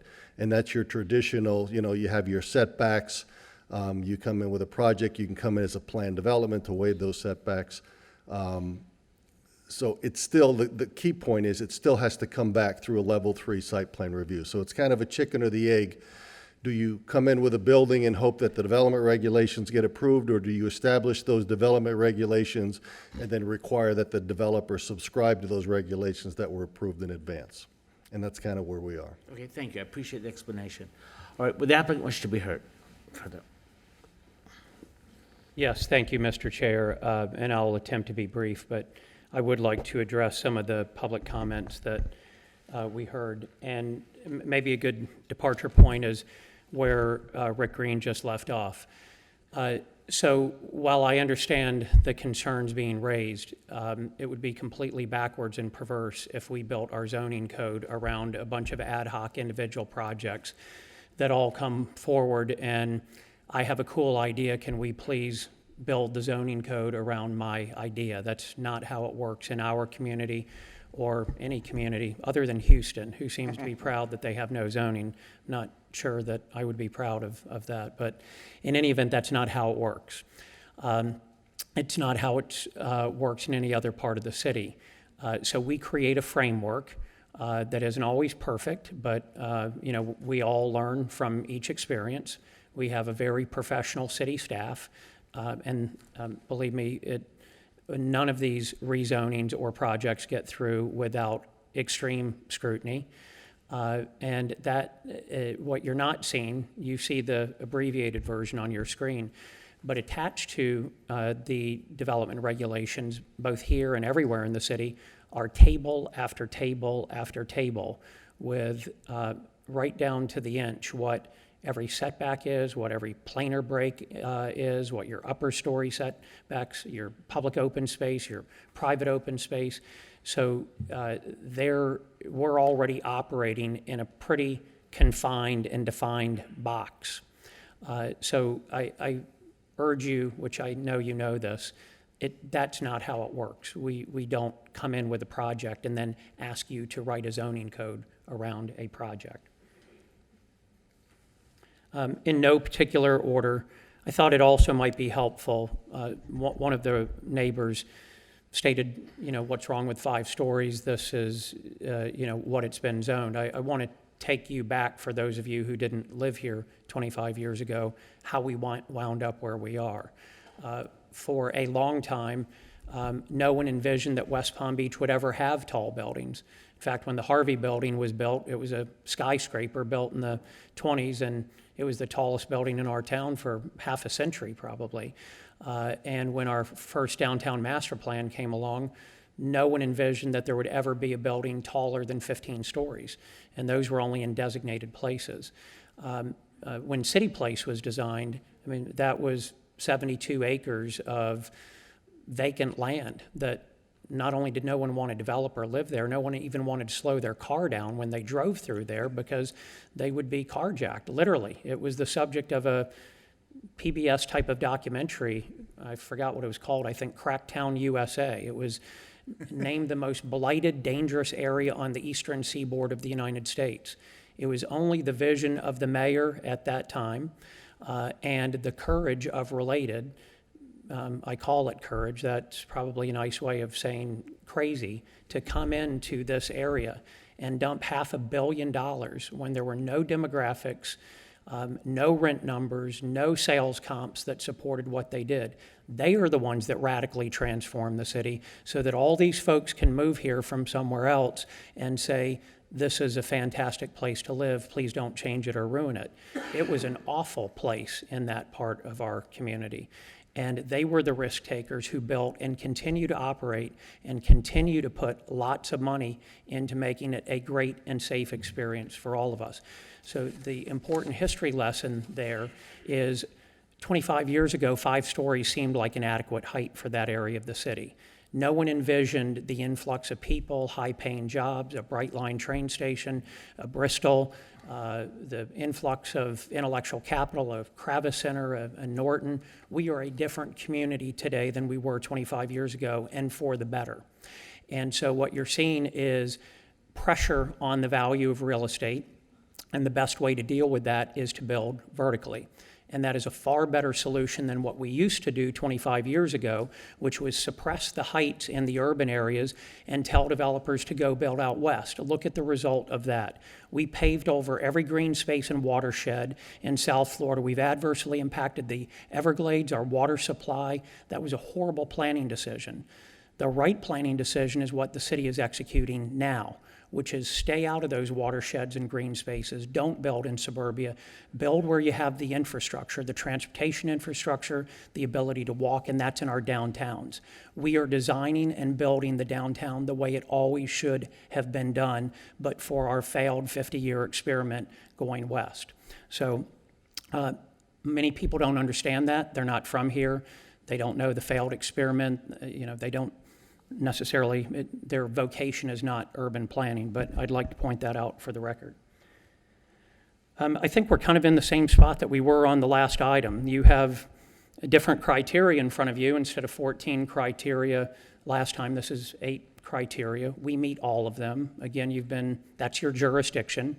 You've been presented with no expert testimony, no expert witnesses, no factual information that is different from what the applicant and the staff have provided to you. So I, again, respectfully ask you to, let's stick to our knitting and focus on what we're supposed to be voting on tonight. One final comment is we've heard a lot about Publix, and why don't you get a written commitment from Publix? No one would like to have a written commitment from Publix more than we would. Publix is operating under a long-term lease. They have no obligation to do anything differently than what they're doing for a long period of time. We tried to get them to be the tenant in the office tower going up on the east side of Rosemary. We designed that building for them to be the tenant in the bottom of it. That deal did not happen. We are continuing to try to do that, but to impose on us a requirement that we cannot build or get rezoned unless we have a deal with Publix would completely tie both of our hands behind our back in any negotiation with Publix. So that is completely counterproductive and not in the best interest of what we're all, I believe, trying to accomplish. So with that said, I'm going to stop here, and I am available should you have further questions. Okay, fine. First, I think more questions of the applicant. If not, we'll bring it back to the board. And let me start on this side. Just your thoughts as we run down the line here. Scott? Thank you, Mr. Chairman. I got to say that Mr. Oyer's comments just now particularly resonated with me as a native of South Floridian and as someone who has lived in downtown West Palm Beach. I've lived in Fort Lauderdale, grew up in Fort Lauderdale, and lived for 5 years in downtown Miami. And I grew up in the western suburbs of Fort Lauderdale, out in that urban sprawl that creeps into the Everglades. I can tell you that I think this is exactly what we need to be doing in downtown West Palm Beach. The infill into our downtown cores, into the urban cores, and the already developed areas in the eastern parts of South Florida is essential for us to develop as a community. And we can't, going further west has not only proven to be a disaster, it's continuing to be a disaster, as we've seen. Just try driving down North Lake Boulevard, trying to go east-west during rush hour. Look at what's going on with Westlake and Avenir and all these developments out west, where there's not sufficient transportation networking available to people who are going to be moving out there. So I think this is a great project. Again, I can't vote on this. I would also echo that and go further in that while I certainly understand where the residents who have spoke here tonight in public comment in opposition to this come from, I think that not only is it counterintuitive and counterproductive to engage in a process where, rather than setting forth new zoning and development and land use regulations, and then having projects try to meet those standards, but rather trying to tailor regulations and change things to specific projects as they come up, I think that also, frankly, leads this board and ultimately the city into potential error by committing us to a program of spot zoning, essentially, where you have, which is, something that would ultimately lead the city into potential legal liability. So for all these reasons, I would strongly support this particular proposal. I think that I understand where the residents are coming from, but I think they need to understand that what we do here tonight, if the board approves it, simply allows for a framework for which any future individual project that Related wishes to develop would have to come back before us and show us that they meet these standards. And the time for input from the community, clearly Related has shown its willingness in the past and here tonight to work with neighbors and other residents of the area on future projects. The time to be able to shape that project that window is open. So I would encourage everyone to take advantage of that. Thank you, Scott. Chris? I don't have any comments right now. Okay. Andre? All right, I got a few things. So in the three years that I've been part of this board, I feel like this is really how things work as far as zoning happens before a project ever occurs or plans are prepared for a particular site. You need to know what you can build. Otherwise, you're just throwing a rock down an empty road and you have no idea what's going to happen. So that said, I think even though there's no guarantee that Publix is going to be here, I really feel like that it's going to happen. But regardless, bringing a grocery store, a full-size Publix to Rosemary Square will bring more people to City Place. It'll also even force people to want to stay close by, do their shopping close by. And then in addition to that, we also have food delivery that's happening a lot. It gets right to your door. You don't even have to leave your house. And one comment that was made was having a reduced size building can sometimes be a breath of fresh air. I think you need to take a stroll around Rosemary Square, around downtown.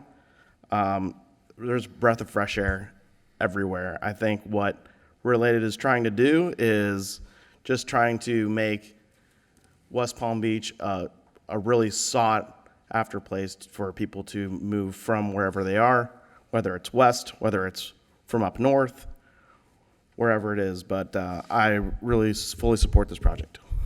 Peter? Oh, I have a lot of things here. I wanted to start off saying that I've worked with planning staff in many, many cities.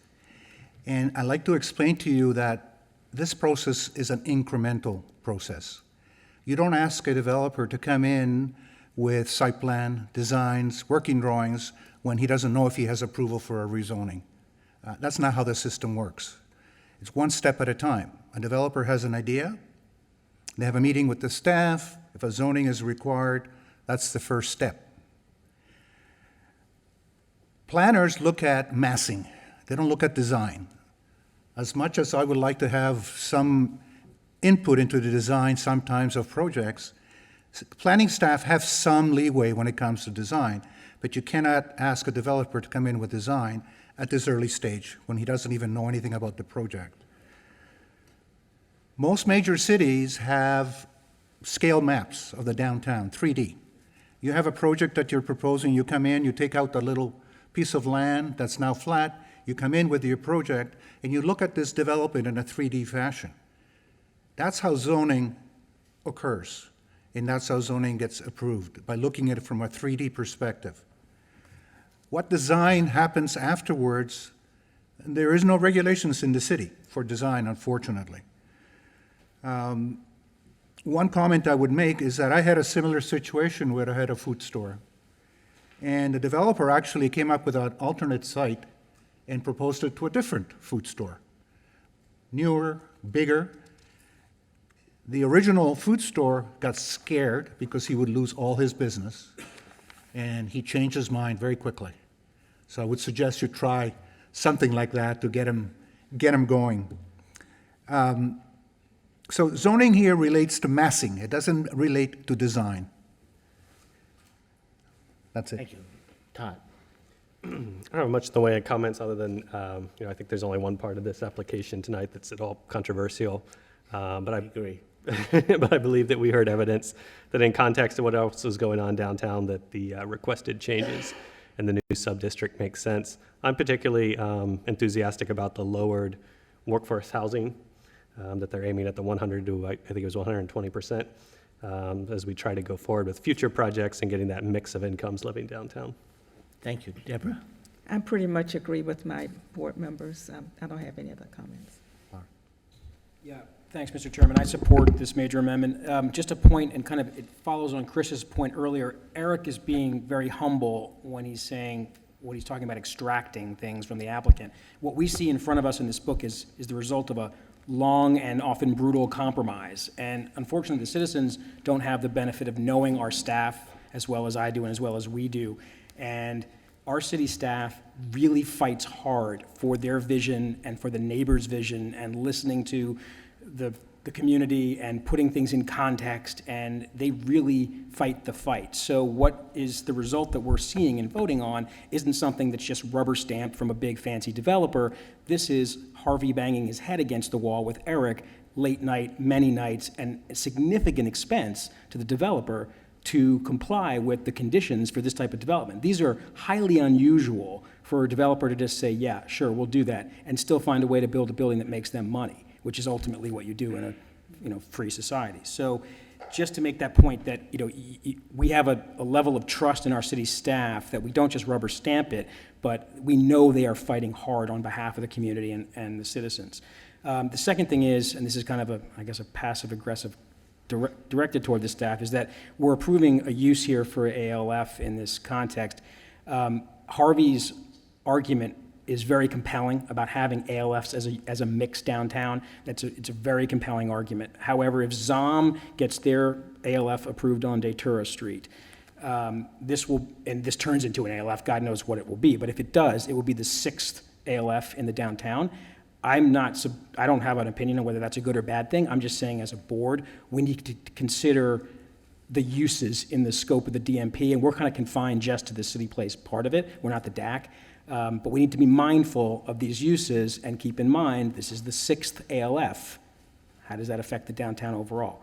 That's it. Thank you. Okay, thank you. There seems to be consensus, I believe, in support of this project.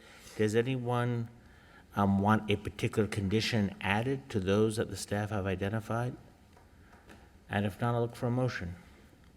I'll make a motion to pass Planning Board case number 950 QQQQQ. Oh, Q. Okay. We have a motion. Have we a second? Second. Motion and a second. Any further discussion? All those in favor signify by saying aye. Aye. Aye. Any opposed? Passes unanimously. Thank you. Okay, next, we're halfway through our agenda.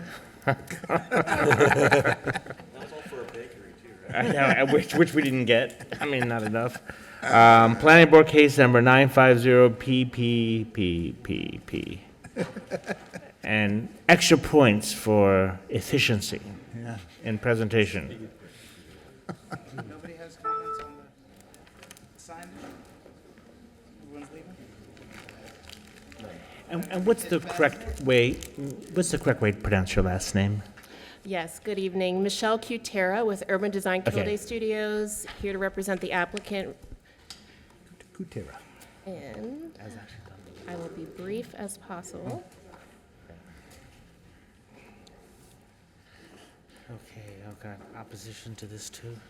No cards, right? No. Okay. This evening, we are here to request recommendation to City Council for approval of a major commercial plan development amendment for the Rosemary Square City Place Master Sign Plan. With the planning board, Changes? not the city commission, just, you may want to note that. That's it. Changes are based on the rebranding of a portion of the area covered by the master sign plan to Rosemary Square, as we've already heard this evening, and changes based on the continued build-out of the City Place commercial plan development since the last major amendment to the master sign plan. The request meets all 8 of the required amendment standards found in Section 9432 of the City West Palm Beach Zoning Code. Staff is recommending approval with one condition that pertains to the urban pedestrian directory signs that are part of the wayfinding package. The applicant agrees to this condition. The City Place CPD covers approximately 82 acres and is governed by the City Place DRI, as you all know. Part of the DRI included a condition of approval that every approval for a parcel within the DRI required an overall project signage plan as part of that application. To implement this condition, in the year 2000, the City Commission approved the original master sign plan. This plan has been amended many times over the years, 5 times, and the current master sign plan governs signage within the areas outlined in yellow on the attached map. This map is what is part of the current sign plan.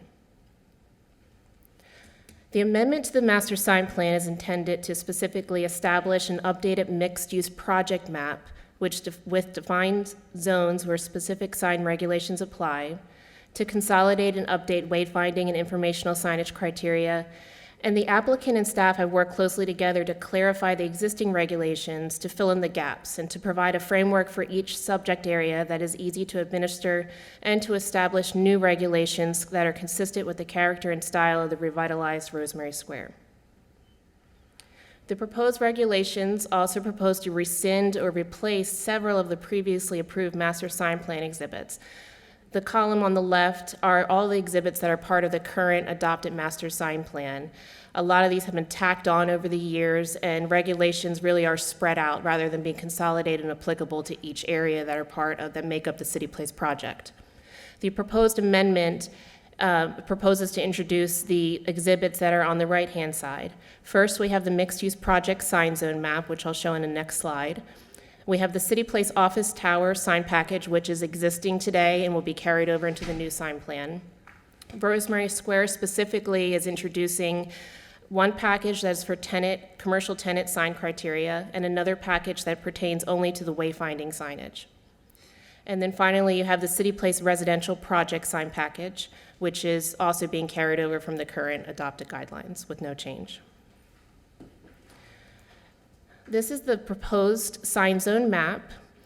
Again, on the right-hand side is the current map that is part of the sign plan, which highlights in yellow the areas that are governed by the sign plan. To the left is the proposed updated map. It still defines the same area that's governed by the sign plan. However, we are defining 6 sign zones where the specific regulations will apply, because there are different standards depending on the parcel and the uses. Sign Zone 1 is City Place Residential. This contains the residential townhouses and condominiums, as well as the restaurants along Okeechobee Boulevard and Hibiscus Street. The signage regulations for the tower condominium is being updated by staff to reflect the signage that currently exists today. Again, this is a means to correct gaps that are in the current sign plan. The new regulations for tenant and wayfinding signage will apply to the ground floor commercial tenants. Sign Zone 2 is Rosemary Square. This contains the commercial core of the CPD, which has been rebranded as Rosemary Square. The proposed regulations maintain the current allowance of 1 square foot of base signage for each 1 linear foot of store frontage.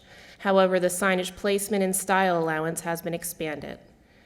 It is to permit pedestrian blade signs to be hung from the ceiling of the arcades as well as from the storefront walls.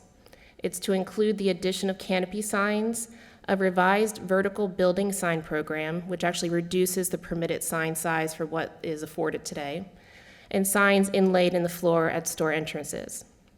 It also introduces informational signage in the form of digital kiosks, signage to identify the availability of parking spaces within the garages, and wayfinding signage. It also maintains the administrative waiver system that is currently included in the master sign plan. Sign Zone 3 is City Place Office Tower. No changes are being made to their signage allowances. Sign Zone 4 is the Okeechobee parcel, which is occupied by Restoration Hardware today.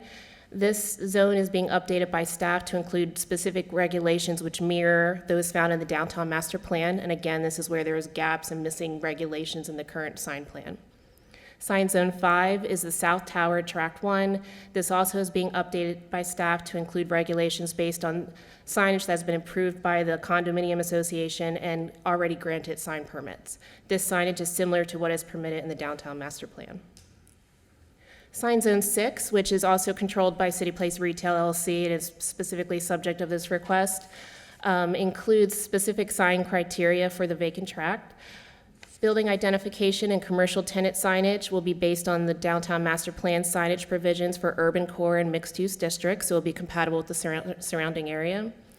And includes standards for restaurant menu boards to mimic the regulations proposed for Rosemary Square.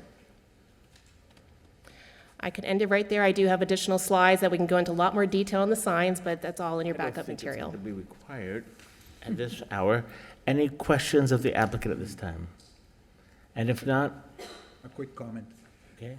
I know a few months ago when this first concept of redoing, I guess currently now Rosemary Square was just a paint job to the third floor. I'm so happy to see that it's now incorporating signage, color, landscaping, hard and soft. And I was concerned then that it was only going to be a paint job. Yes. Thank you. All right, we'll hear from staff. Mr. Snyder? For the newer board members, I have to share a little background about Mr. Snyder and signage. No, it was a lesson we learned. It was a lesson we learned. We had a very vigorous debate one time about a particular sign in City Place. Mr. Snyder argued passionately that it should be one. It was the will of the board that he was mistaken, and we voted against his recommendation. And when that sign came out, to a person we came back and said, we were wrong. I wasn't here. I know, that's how I'm giving the lesson. So, Mr. Snyder, on dealing with the issue of signage at Rosemary Square, has special status with us. Are you happy with this? Because if you are, I'm done. Mr. Chairman, done. may I Yes. suggest that you take him out for a congratulatory drink at Brio? So, you won't miss the restaurant, let me tell you that. You'll see it from Okeechobee. For the record, Eric Schneider, Principal Planner, and yes, we had, that signage is one of the things, and Ms. Kutera did not specifically show it, but she did mention it. Those types of signs are being reduced significantly to match what's in our downtown, and those are the vertical building signs. A couple quick things. Ms. Kutera mentioned all these, a new sign zone format, modifying the signs for the commercial, updating the City Place Tower condominium, and codify the South Tower signage standards. It's really what I want to focus on, new sign zones. Okay, so here's the South Tower, condominium tower. The current regulations say that they get a 30 square foot sign right here. Wow. At some point, the sign was installed here, and it's about 60 square feet. So we're actually fixing that, that they can have the south facade of a 60 square foot sign. So if they take this down, they could move it to the top. Doubtful that's going to happen. So it's just one clarification. And just to show you what Ms. Kutera was talking about, this is sign zone 1, that City Place Retail has control over the commercial pods or the commercial signage. This is actually the regional right here, this gray. They will still, the signage that would be replacing this if a new restaurant went in or if regional updated would match what is in the sign requirements for the commercial, that Exhibit C, as well as this is Ruth Chris and the same thing, because those are commercial pieces. Just want to emphasize how that applies to this sign zone type 1. So the other thing is the South Tower. The building was built, it was on the sign plan, and no thoughts had really been to how exactly the signs went because it was after the original sign plans. So when these commercial bays started to come in, we had the first one, it's no longer there, the Revital Eyes, or Revital IV, came in. They showed us this sign. We went and discussed with the City Place South Towers, Neighborhood Association representatives or property management, and they said, that's fine. So all the signs, this is what we've now incorporated as the sign that they can put in for any of the future bays. And we actually do have one bay that's got approved here, another sign. So ironically enough, this actually goes to what some of the new signs are, where they're going to be the hanging signs that are allowed in the new Rosemary Square. So it's getting kind of in compliance with that. But I just wanted to point out that this is and we just wanted to codify this, even though we've been approving some signs that way. So the one thing I just wanted to point out is it goes back to that South Tower tract. We embedded those regulations into the text as opposed to having a special exhibit for it. So that's going to come out on the table of contents. it meets the requirements of 9432, and staff recommends approval. Are you happy with it? Yes. Well, Okay. the one thing that we didn't, these are directional signs, and if you can kind of see on the right, there's the car. I don't know if you can see very well, and that's ghosted. And on the left is a person. So these are 9-foot high signs, which is about as to the height of underneath where the numbers are on the clock. It's about 9 feet. So one of the things that related or had proposed was these monuments with the directional, as you can see on there. This is just kind of, Brightline Station this way, valet parking. One of the things that staff thought, well, these big 9-foot monoliths sticking up, no one's going to know what they are from a distance.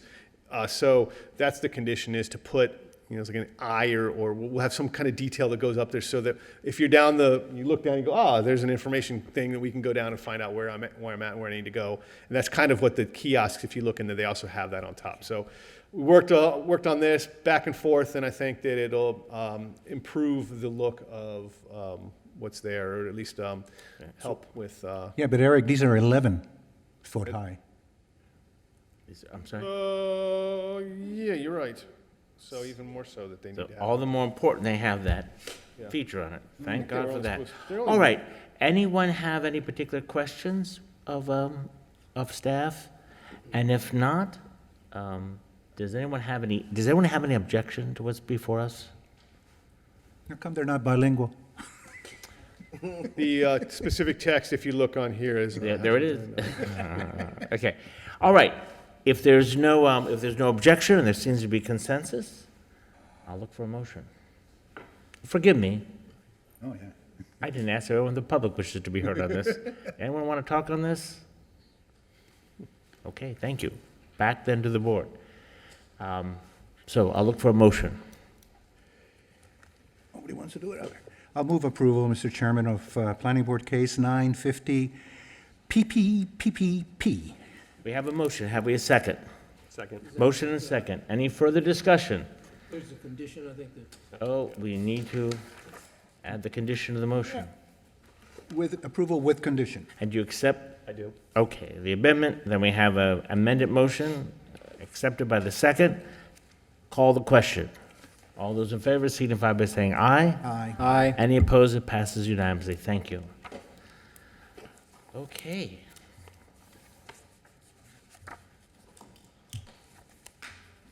We now move to Planning Board Case 11530. Good evening, Elizabeth Levesque, Urban Design Planner, leaving City Place. Let's go to Rosarian. So this is a Rosarian Academy's CSPD Community Service Plan Development Legal Description Cleanup. So this is hand in hand with the case that you'll be hearing next, which is for a major amendment to the Rosarian CSPD. And as staff was researching and doing some history, we realized that there was a legal description error that we want to clean up. So this is a request to amend the legal description included in Exhibit A of Ordinance 303397 for Rosarian Academy Community Service Plan Development to accurately reflect the CSPD boundaries as originally advertised. So these are the subject properties. Rosarian is south of 8th Street, west of North Flagler, and north of 7th, and east of North Olive Avenue within the downtown master plan area. On June 2nd, 1997, Ordinance 303097 was passed by commission. This was an amendment to what was then a public, semi-public plan development. The same meeting, ordinances 303197 and 303297 were passed for this property that's here highlighted in yellow and adjacent parcels. These parcels, the future land use was amended to community service, and they were also rezoned to community service, and this was all with the intention of including this within the future CSPD. However, the ordinance 303397, which did the actual rezoning to CSPD, although the title block included the total acreage, including those adjacent small parcels, and the mailed public notice also included these, the actual legal description, the meets and bounds description, did not include them and only included what was shown in red. So this is a proposal just to clarify and clean up the history by amending the legal description of that ordinance to include the full acreage as intended through the rezoning process at that time. Is this controversial at all? I don't believe so. That's pretty much it. So Does staff anyone have a recommends question approval. as to this? I have a question. I have a question. I have a question. Okay. On page 4, you say a fence height waiver for maximum fence height for an athletic fence. Yes. This but is you not. don't, you don't put a dimension. This is actually, this case is only for the legal description cleanup. We will be going on to case PB 1153L. Oh, okay. Next item. Next, okay. Yes, and we Sorry. can, we This can is discuss. just cleaning up the legal description. That's This it. is a scrivener's error in essence to fix. Does anyone have a concern about fixing a scrivener's error? Would anyone for the public wish to be heard on this? If not, the applicant, you're here, but I mean, I think you sense where this is going. I'll ask then, I'll look for a motion for approval. Move to approve Planning Board Case 1153-0. Motion, have we a second? Second. Motion and a second. Any further discussion? All those in favor signify by saying aye. Aye. Any opposed? It passes unanimously. We then move forward with Planning Board Case number 1153L. 5 slides, 3 minutes. We're going to hold you to that, sir. You got it. Planning Board Case number 1153L. We're going to go through the requests, the current and proposed site plan, and as well the standards quickly. This request is in conjunction with the redesign of the sports fields at Rosarian Academy. We're requesting an artificial turf as well as a waiver for the fence height. You're seeing the fence height here, and I'll show you graphically, where we're reconfiguring it, but there's a 10-foot fence height that's already out there. This is the current plan. If you look at your screens, this is the current track we're removing, reconfiguring 2 basketball fields and putting in 2 pickleball fields, and again, asking for AstroTurf. This is our overall master plan. Again, right here would be the soccer field where the soccer field was and the 2 fields. We're converting the track to soccer fields, 2 baseball fields we talked about, request for artificial turf in the soccer field, reconfiguring and extending a 10-foot high fence. This is the area of improvements that we're speaking about. Here is the soccer field. If you look, these 2 lines that are emerging, that's the existing 10-foot high fence. We're reconfiguring it to the yellow zones there for the additional lands that we're improving and that fence. We meet all standards of the major amendment for the BD, as well as the 25 standards of Section 94-451 for AstroTurf. We're within the pervious area, and we respectfully ask for your support this evening. I do have Kathy Reeder and Mark Rowe from the school here tonight. If you have questions, we can wake them up. And I will note to the board that this, my own residence is only 3 blocks from here. I'm president of the association. So be looking forward to the pickleballs, is that it? No, I'm saying I think this is it's a wonderful facility, and they really maintain it beautifully, and I'm confident there's no opposition from anyone who lives in the area. Does the applicant agree with all the conditions? I do. Oh, yes, Yeah. we are in agreement with the majority of the conditions. We're working on just some little tweaks in the maintenance agreement. Okay, so when we, okay, fair enough. All right. First, any questions of the applicant? Don't mean to cut you short. Did you want to say something more, please? I do. Okay. I have a couple things in relation really to the conditions. I will not repeat what John said. It's a pretty basic application. What triggered it coming to planning board and city commission is artificial turf usually requires Class A special use, and within a PD, it's just part of a major PD amendment, and as well as the fence height waiver. So just a couple things. Staff worked with the applicant to, in regards to the waiver for the fence height, just to work to enhance the hedge alongside the street side of Important to do. the fence. We also worked with the applicant, and they were happy to agree to remove this unused curb cut along 8th Street. Good. That being said, we did have a condition that the applicant was not entirely agreeable to, just because it was very open-ended. Condition 2 stated that the applicant shall work with city planning staff to relocate and/or add additional oak trees along 8th Street where the existing curb cut was being removed. The applicant came back and said, we are just going to give you a updated landscape plan. They were very agreeable with that they're going to install an oak tree where this red circle is located, where the curb cut is being removed. So that condition is just now being removed and will be, the new landscape plan will be included in the So just to be ordinance. clear, are you removing that condition, or is that condition, are you adding another condition about a revised landscape? The condition will be removed. Okay. And the landscape plan will be updated to the correct one So in you're the satisfied ordinance. they're going to address that with the live oak? Yes. Okay, whatever that is, good. Condition number 2, Yeah, yes. okay. Because that is important there. I mean, they have a beautiful landscape on the wall, but there are residents right behind it. Right. So they appreciate Yes, that. we wanted to make sure that there was enhanced buffer. We appreciate that. And just a minor adjustment to condition number 8 that the applicant also wished to address was we had that prior to the issuance of the certificate of completion, the property shall be replatted. The applicant said that because they're actually already under permit right now for installing modifications to the field and sod, not the AstroTurf, because that is something that's permitted without going through the major amendment process. So all they really need to do now is come in for permit for the turf and for the fence, and it's going to be really quick.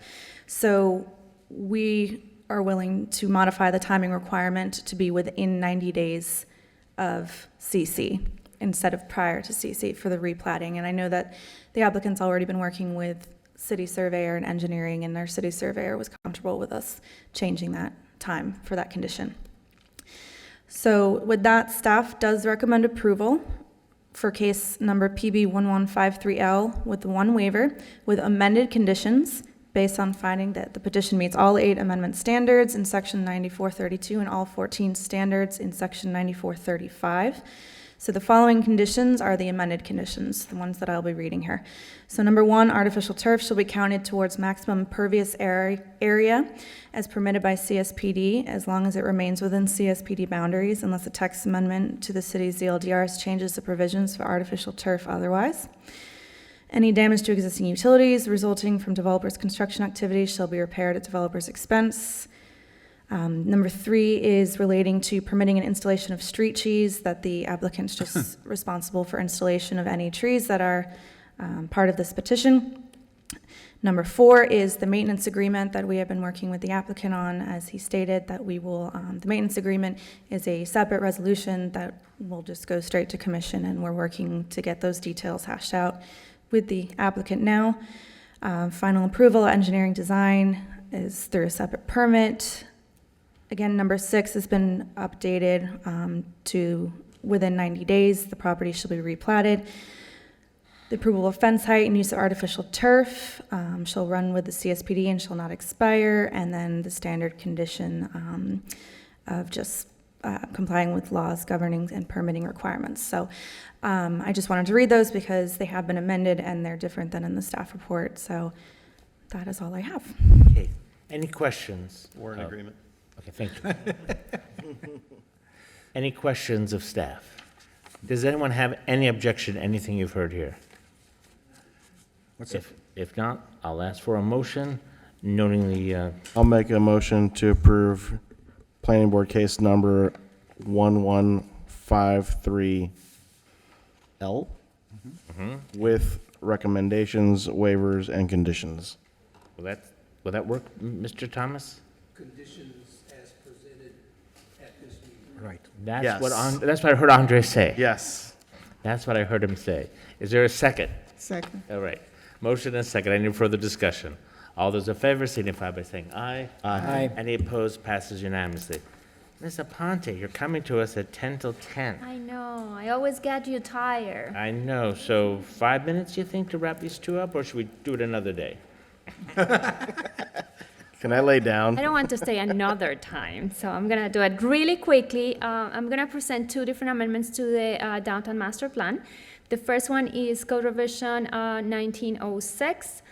It's a city-initiated request for a text amendment to Chapter 94, Zoning and Land Development Regulations, Article 4, Section 94-109, Definitions, and Section 94-132, Transfer of Development Rights Program, Figure 435, TDR Sending and Receiving Sites, to clarify certain regulations and update the eligible sending and receiving sites. As you know, we come here quite often to amend the code and basically do refinement for the regulations based on application of the code that we have got. So this is one of those. The first proposal for amendment is included in section 94-109 in the definition section, and is regarding the height. We have been discussing with the county regarding the proposed development for their parcel D that they have within the government center, and it was their desire to have additional height for uses such as courthouse, because those uses usually require additional height for the clearance. So we have been engaging with discussion with them, and this proposal is to try to achieve some of their requests to have additional height. Originally, the county suggested that they wanted the city to amend the code and basically allow the overall how they are wanting by right. We didn't think that was appropriate, so we offered this as an option, and is to allow up to 10% additional height for certain uses, such as government uses like courthouses, and we included other uses, civic uses, such as museum, planetariums, and auditoriums. When we reviewed this, the Downtown Action Committee recommended that we exclude specifically from this provision parking structures. So this provision, what basically does is when you have the base height, will allow additional height, 10% additional. This will be applicable also to the incentive program. So when you have the height for the 15-story building that is in that district is 188 feet, so they will be allowed to have an additional 10%. Having said this, we received today a letter from the county objecting to this. We don't think, they're saying that this does not accomplish what they desire. We believe that they do not understand the full extent of this. So we tried to contact them today and we were not able to talk with them. They sent a letter objecting and they wanted specifically this provision to be removed or tabled or something. We think we can solve the issue with them, so we are just recommending to proceed with it and work it out before the city commission. Do they have a veto on this, or they're just not happy with it? This is our code, right? It's our code, yes. Yeah, I mean, so, right, Mr. Green, are we correct on that? I think the confusion lies in the fact that the very graphic that Anna has up on Yeah. the screen, they think that that's what they can do. Right. What they don't understand, and I called Mr. McClellan back from the county when we got Yeah. his letter this afternoon, that, again, we'll enter into the record, is that they were limited to the 128 feet.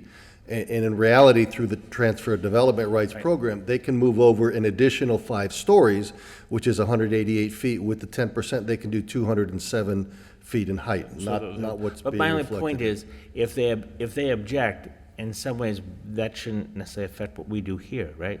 I No. mean, I just want to be clear they didn't have some, because it's, all right. No additional standing beyond Yeah, the I just resident. want to make sure I'm clear on that, okay. But we wanted to point that out, that we are working with them on that. And you can always come back to us if a new compromise is needed, right? Yes. You're not shy. At 10 o'clock, you always come back to us. And it sails through. A little typically. later next time. That's right. So that's for the height definition. Then we're doing other series of changes on the section that it relates to the transfer of development rights. Several clarifications. One is specifically related to the historical landmark sending sites, that when the sites are getting designated and ready to be transferred, the TDRs, the previous code, the current language says that they have to complete all renovations and receive certificate of completion. Certificate of occupancy. In these cases, some of these buildings already exist, so they are not receiving a certificate of occupancy will be. So we're just clarifying the language to say that all improvements or renovations shall have passed all applicable final building permit inspections. That will cover all the possible things.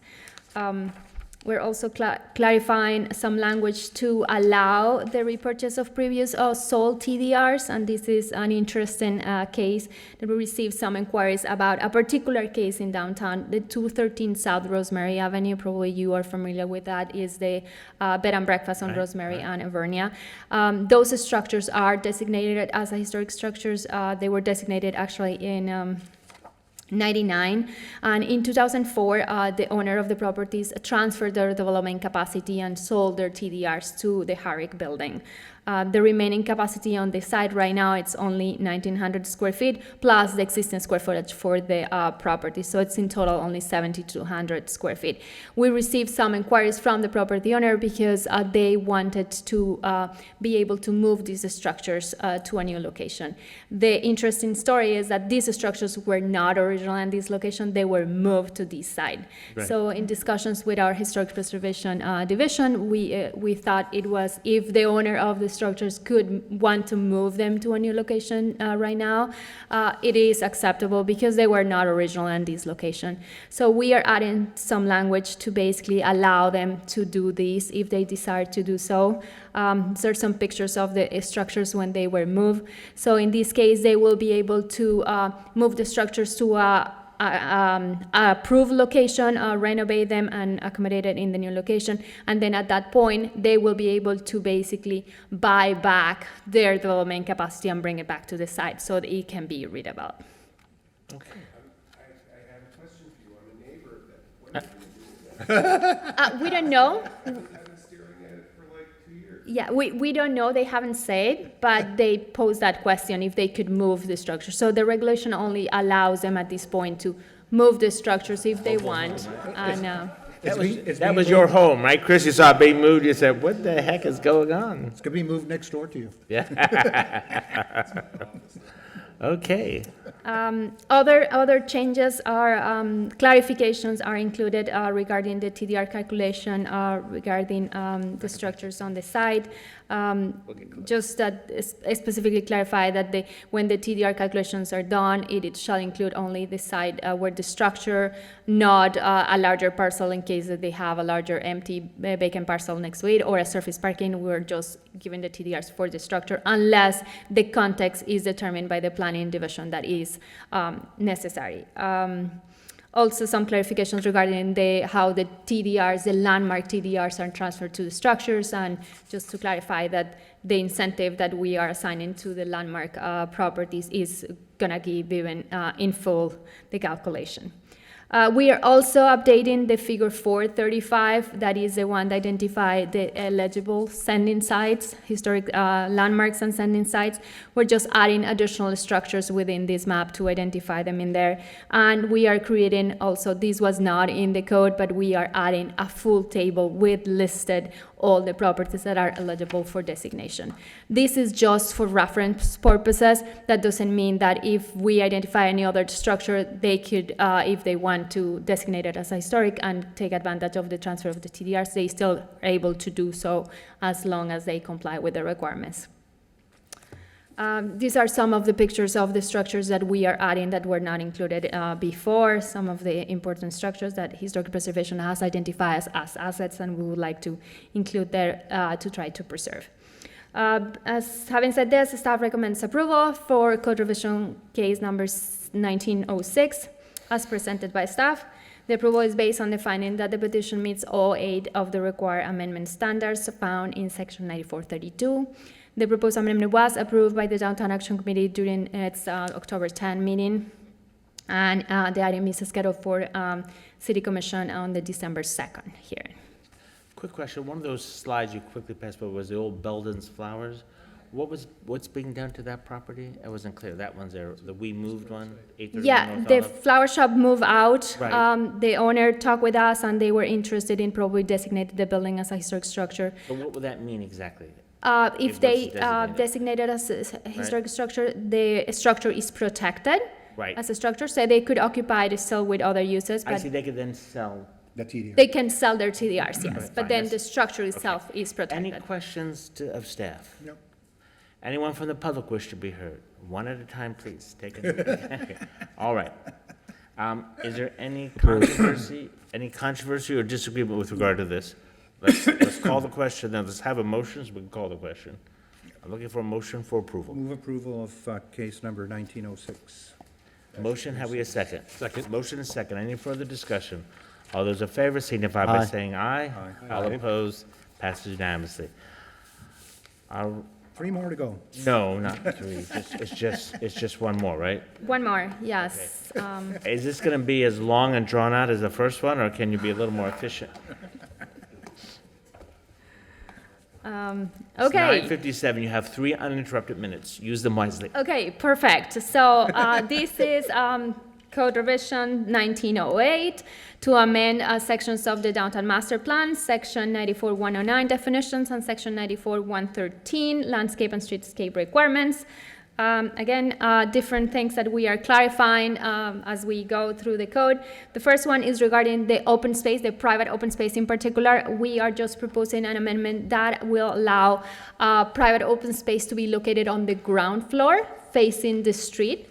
This means that when they were not allowed to do it right now, the private space was supposed to be located in interior courtyards or rooftop terraces. It's a large percentage for the requirement is 25% of the site. So in some cases, the developer had some issues locating the private open space in rooftop terrace on interior courtyards.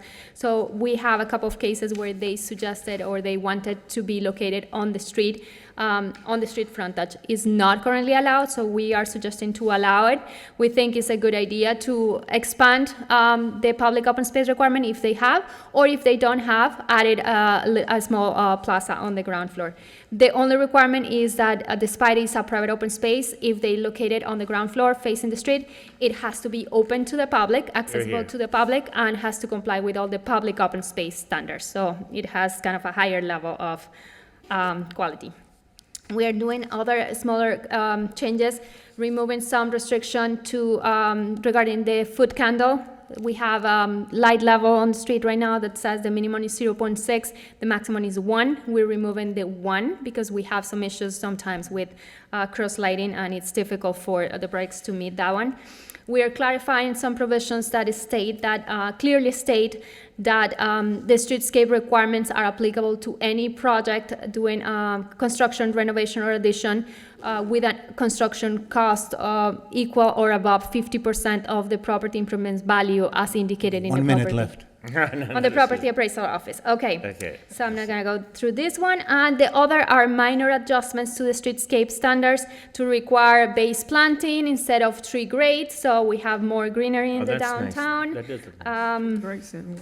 Smaller trees to be closer, and require the 30-foot spacing for the trees, and just some adjustments to the requirements for surface parking lots. That's all. It meets all the standards found in Section 9432. It was reviewed by the Downtown Action Committee on November 13 and was recommended approval. It's going to the City Commission on December 16. I make a motion to approve case number 19-0. We have a motion. We have a second. A motion and a second. Any further discussion? All those in favor signify by saying aye. Aye. Opposed? Okay. Old business, new business, unfinished business. If I could just ask the board, while the applicant requested a continuance on the first case, 1420J, can I just ask the planning board to make a motion to continue to the December meeting, please? We did that. We did that. Formally did that. All right, we weren't sure. Angela and I were talking earlier. but- We did it okay. when the case was on the agenda, not when we first My discussed it mistake. later. Thank you. Thank you. And it was unanimous. Thank you, everyone. Yeah, that's it.